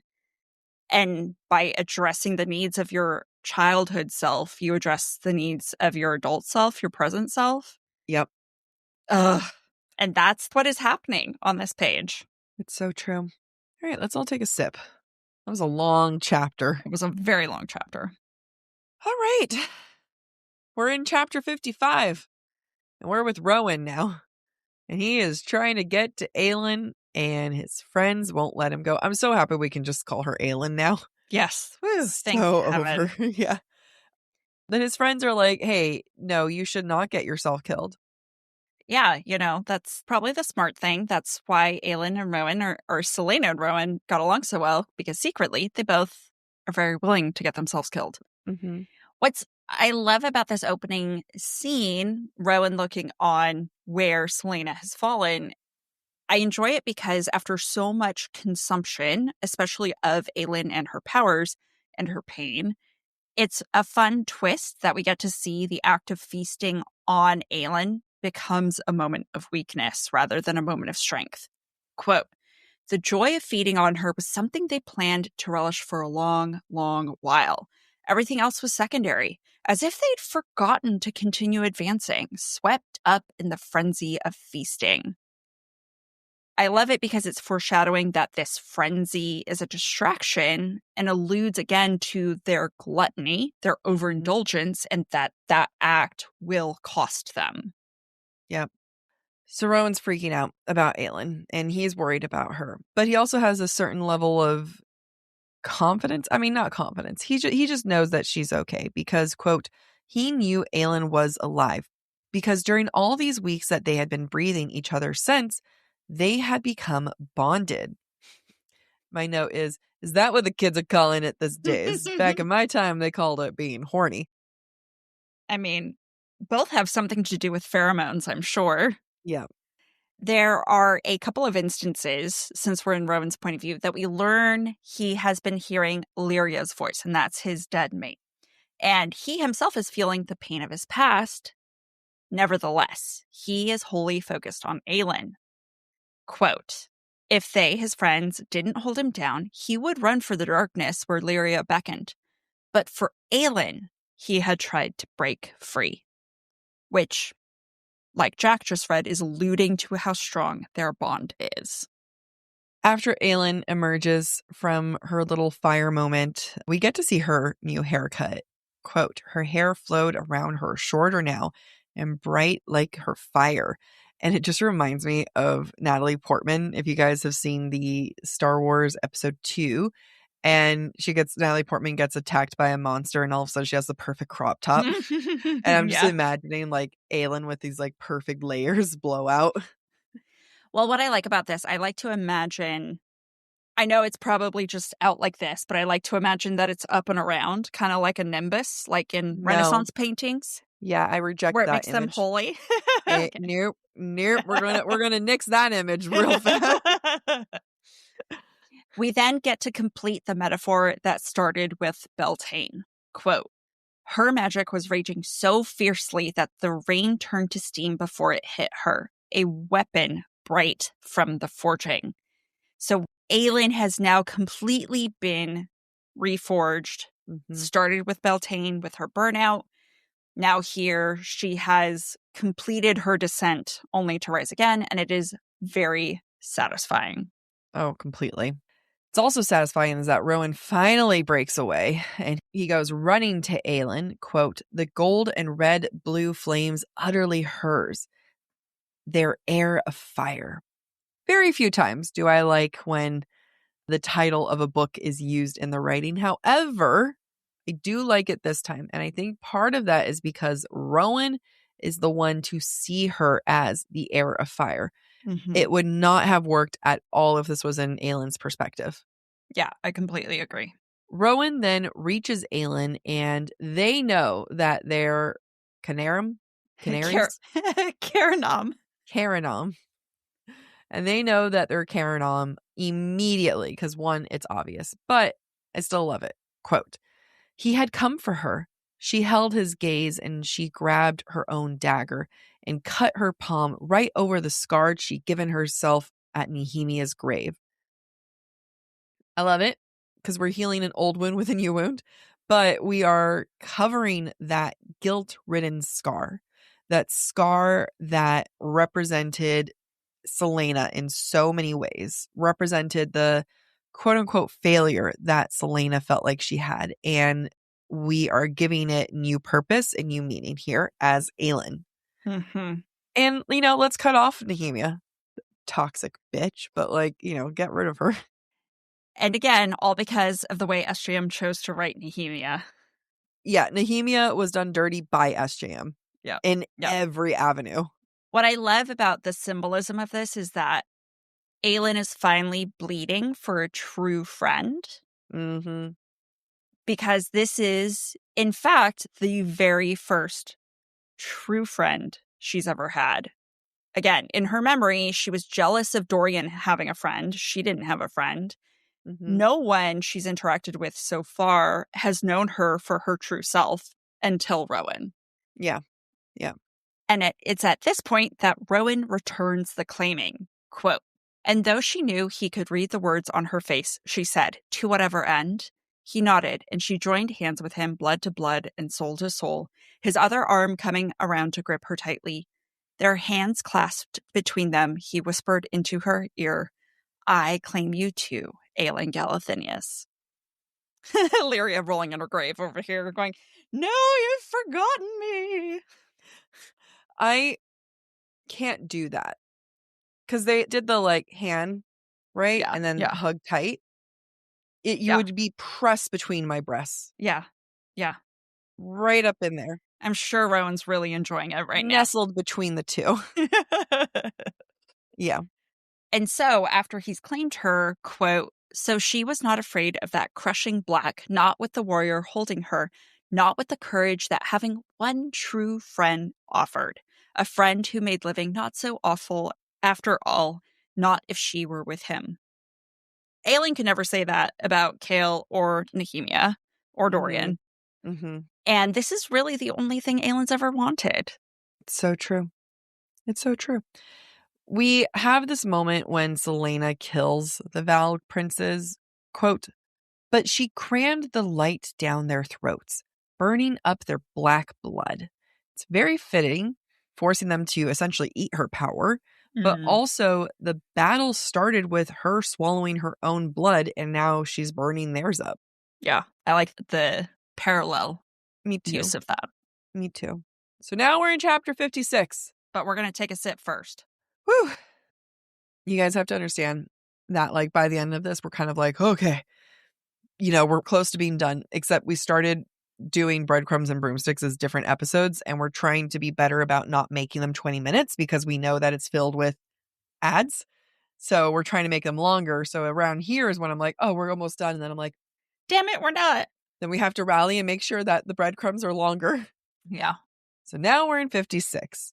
And Chaol comes to visit Dorian and Sorsha because we've moved away. And Chaol is just amazed with the new Dorian. And Chaol just credits Sorsha for this amazing change. And at one point, Dorian is doing something and Chaol tells Sorsha, quote, this kingdom could use a healer as its queen. She did not smile at him as he'd hoped. I love this because you can tell like he really thought he did something here. Like, hey, king could really use you. And one, I like that she's practical. I like she's like, the likelihood of this is so freaking low. Two, they've been together for what? A month, maybe 2 months. So, what if she's not into him like that? Yeah. Long-term thing.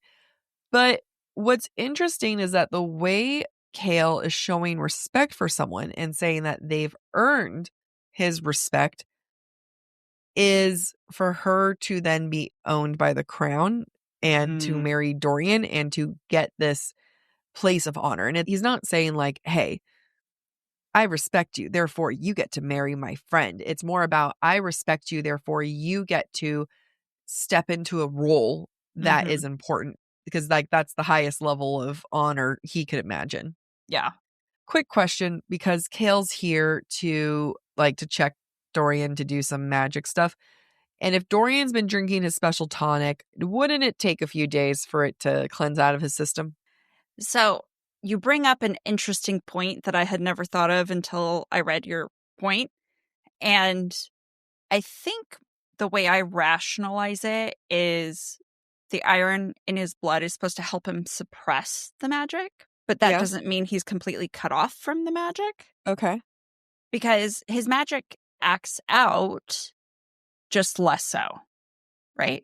I don't know if it's acted out since No, I guess it has a little bit. It has when he was getting mad at Chaol and Aedion in the tomb. Yep. So, okay. Yeah, that's fair. Now, Chaol wants Dorian to use his magic to test his theory. And like Jack said, luckily, even though he's got the iron in the blood and he does struggle with it, he's able to do it. But Chaol, his theory is, I'm going to have Dorian test this and it's going to tell me things. Quote, something in his gut said that maybe the spell required nothing more than power and sheer will. What? Yeah. It's just cheap writing. It's just lazy at that point. It's like, you just wrote something brilliant, SJM, and now you're going to be lazy. Yeah. That's all. It's fair. Then we have this moment, quote, Dorian began sweating, swallowing repeatedly. I'm fine, Dorian gasped, and the first crystal began to glow white. Again, I'm coming back to that magic is a representation of their love. And again, go watch Heated Rivalry, but this is queer-coded for me. I mean, it's also demonstrating how difficult it is for him to access his power because the iron's in his blood. Yeah. But I don't disagree with you either. And the reason for that is when Dorian is able to start to get the crystal to glow and use his magic, quote, Chaol shoved back against his horror and awe at how much Dorian's control had grown. I also feel like this could be interpreted through the queer lens, like Cale is horrified but also fascinated by Dorian's love for him. Or maybe magic is homosexuality and it's him embracing it, right? Horrified at just how much he's Dorian's embraced. Yeah. accepted his own sexuality. Yep. Dorian helps Cale, and, like as he's getting ready to walk out, Dorian talks about his magic. Quote, "I don't think I would want to go back to how it was before, who I was before. And this," he jerked his chin towards the scattered crystal and bowl of water, "I think this is a good change too. Don't fear it." It works. I can't help that it works for being a metaphor of Dorian coming out and embracing his sexuality. Yeah. And telling Cale not to fear his own sexuality. Yeah. Actually, if you think about it, the way that Sorsha responds earlier, you could interpret Dorian and Sorsha being in like a beard situation. Oh, yeah. Because they never have sex. But she has his beard. Anyway. We then have the final image of Dorian from Cale's point of view. Quote, "When Dorian had spoken, it hadn't been a prince who looked at him. It had been a king." Now, is this true? I don't know. I think it's more for the pain that it's going to cause later. Mm-hmm. It implies a lot of growth from Dorian, and there has been some growth from Dorian, but not really. But I think it's the first time Cale has taken Dorian seriously. I find this whole chapter to be more about Cale being a little bit delusional than it is about Dorian's growth. Between Cale being like, "We'd have a nice healer as a queen," to "I only see a king, not a prince," where it's like Dorian hasn't done anything kingly yet, other than just saying like, "Hey, I'd rather not pretend that I'm not who I am." And Sorsha hasn't done anything to prove that she is a queen beyond just be there for his friend, Right. Yes, she's making tonics, but, it's not queen. Yeah. He's so desperate to be in Dorian's good graces again that he's looking at everything through rose-tinted glasses. I think he's desperate to find a royalty he can believe in. Yeah, because he can't believe in the king. He can't believe in what's happening. What is he going to do? Go follow Celaena? No. But if Dorian can step up, and if Dorian could be the king that he wants him to be, then Cale doesn't have to spiral question. Yeah, it's a great point. All right, that wraps up our analysis for today. As a reminder, because Breadcrumbs and Broomsticks is very spoilery, it will air on Thursday. That is also where we will discuss listener thoughts and interpretations. We have collected these from those of you who use the form on our website, DMs you send us, responses to Spotify, because we do read those even if we don't respond, etc. So, before we do that, though, we have to decide if there's a scene we want to analyze from multiple lenses. I'm okay if we take it out. No, my butt's numb, so I just need to, move. Okay. No, we said we were going to do it, and we can. I think we've done some good moments throughout. Yeah. I think that you talking about Celaena being in awe with Rowan's undiluted power, it can be viewed in a very, if you want, a very problematic way. This is not a way of going in and saying SJM's problematic. No. She's done problematic shit before, and we will be the first to point out problematic shit. I think that, as Amy has pointed out, in other books you can see, I think there's plenty in not just SJM works, but in other works where these fae males are so powerful that they are these pure-blooded males, basically, and I think that it's interesting. Let's just talk about this in a larger context of writing and what we're seeing in romantasy in general, but the celebration of these MMCs who are the embodiment of perfection and pure power, in their society or species. And I'm thinking of maybe even Kingfisher from Quicksilver, right? Like all of these fae type beings, when they're the most powerful in the world, and in their world, it's like, are we celebrating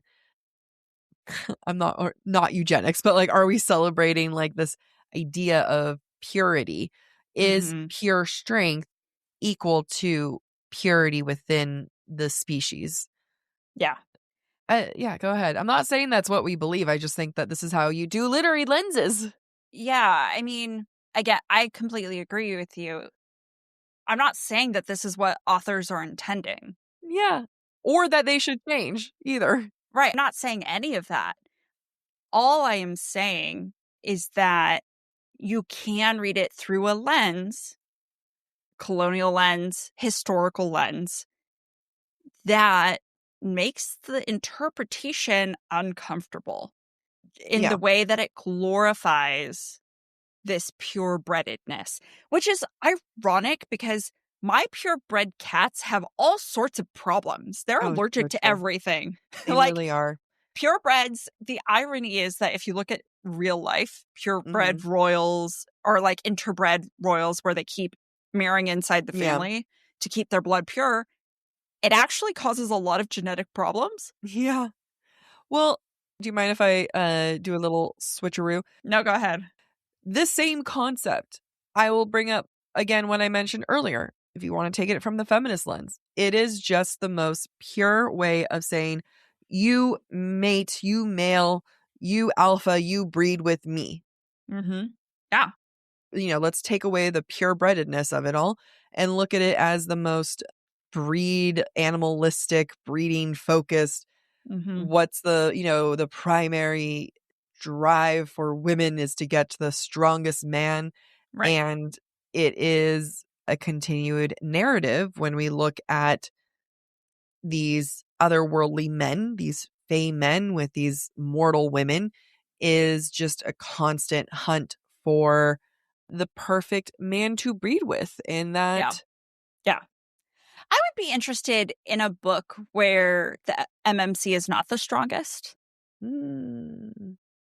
Right? To challenge that, because everything does come down to, like, whether we're conscious of it or not, it is historically, women are selected for their breeding potential. Men are selected for their breeding potential. That is how the circle of life works. That is how animals work. So what if that is not the story anymore? What if you don't get to play this idea, because then you're going to want to write it and you, Missy, have other things to work on. I do. I don't want to write it, but it's fun to think about. I think mine is a little bit like that. Oh, yeah. Yeah, that's true. I think mine has some elements that I am choosing to subvert what has kind of been out there. And I would argue, like, with mine, it's a bit like that. Yeah. I'm going to leave it at that. Yeah. All right. Shall we, so that we can continue with breadcrumbs? Yes.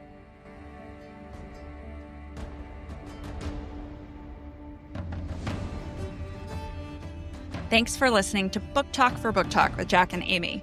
Join us Thursday for our breadcrumbs and broomsticks discussion of today's chapters. If you're enjoying the show, don't forget to rate, review, and subscribe on your favorite podcast platform.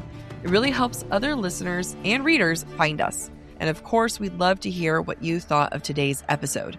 Share your comments through our forum at booktalkforbooktalk.com, and we might feature your feedback in a future mini episode or in a Patreon exclusive episode. For merch and more ways to support the show, head to booktalkforbooktalk.com.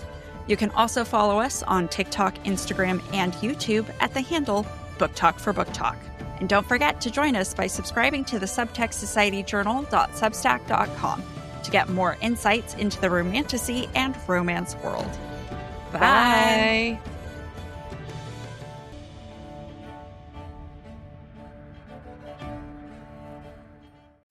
Amy, you know how I've been going to the gym now 5 to 6 times a week? You are in your beast era. I really am. I now start every day with AG1. And I'm telling you, I feel great. And now is the time more than ever to be proactive about supporting your health. Especially when you're traveling over the holidays or honestly, the most germ-filled moment, large family gatherings. I know my family.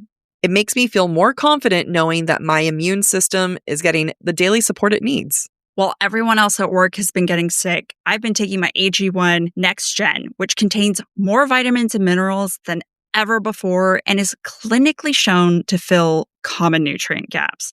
And honestly, I enjoy the taste. They taste so good. I don't know how they do that. Their flavors include original, citrus, berry, and tropical. What's been your favorite? I've actually been doing the original pineapple and vanilla flavor. You know I love citrus. I love their citrus. AG1 has their best offer ever. If you head to drinkag1.com/booktalk, you'll get the welcome kit, a morning person hat, a bottle of vitamin D3 plus K2, an AG1 flavor sampler, and you'll get to try their new sleep supplement, AGZ, for free, which has been a game changer for my nightly routine. That's drinkag1.com/booktalk, BOOKTALK, for $126 in free gifts for new subscribers. I am traveling to visit my mom in Kentucky for Christmas, and then I'm going to Montana with you, Amy. My routine is completely thrown off, but there's one thing that I am maintaining. And that's Ritual. Ritual is an obsessively researched multivitamin. Their essential multis have the nutrients most of us don't get enough from our food, especially me, all in their clean and absorbable forms. There's no shady additives or ingredients that do more harm than good. I'm currently taking their essentials for women 18 plus, which contains 9 key nutrients in 2 delayed release capsules designed for optimal absorption per day. We take their Symbiotic Plus Gut Health every evening before bed, and that minty freshness actually is like a little treat before I go to sleep. Get to go to bed fresh. Ritual's essential third-party tested for heavy metals and clean label project certified. Their products are HSA, FSA eligible with a seamless checkout experience, so you can even save when you shop with your pre-tax dollars. Instead of striving for perfect health, aim for supportive foundational health. Our listeners get 25% off your first month at ritual.com/booktalk. That's ritual.com/booktalk, BOOKTALK, for 25% off your first month. I wear glasses every day of the week except weekends, and those become my fun contact days until I'm about to run out, which I am on my last pair of contacts right now. 1-800-CONTACTS has been my go-to for refills with my contacts. I've known you long enough that you'll go weeks without getting your contacts because of the location. But 1-800-CONTACTS skips the hassle. They offer free and fast shipping on every order. For over 30 years, 1-800-CONTACTS has been the leader in online contact lens delivery with millions of contacts in stock and award-winning customer service. They even offer free returns and exchanges, which means you can order confidently. They even offer unbeatable perks like free torn lens replacement. Their best price guarantee means if you find your contacts at a lower price elsewhere, they will beat it. That's a promise you won't find everywhere. That's seriously why I keep going back to 1-800-CONTACTS. And they have extra discounts for new customers on their site. Getting contacts doesn't have to be a hassle. Let 1-800-CONTACTS get you the contact lenses you need right now. Order online at 1-800-CONTACTS.com or download the free 1-800-CONTACTS app today.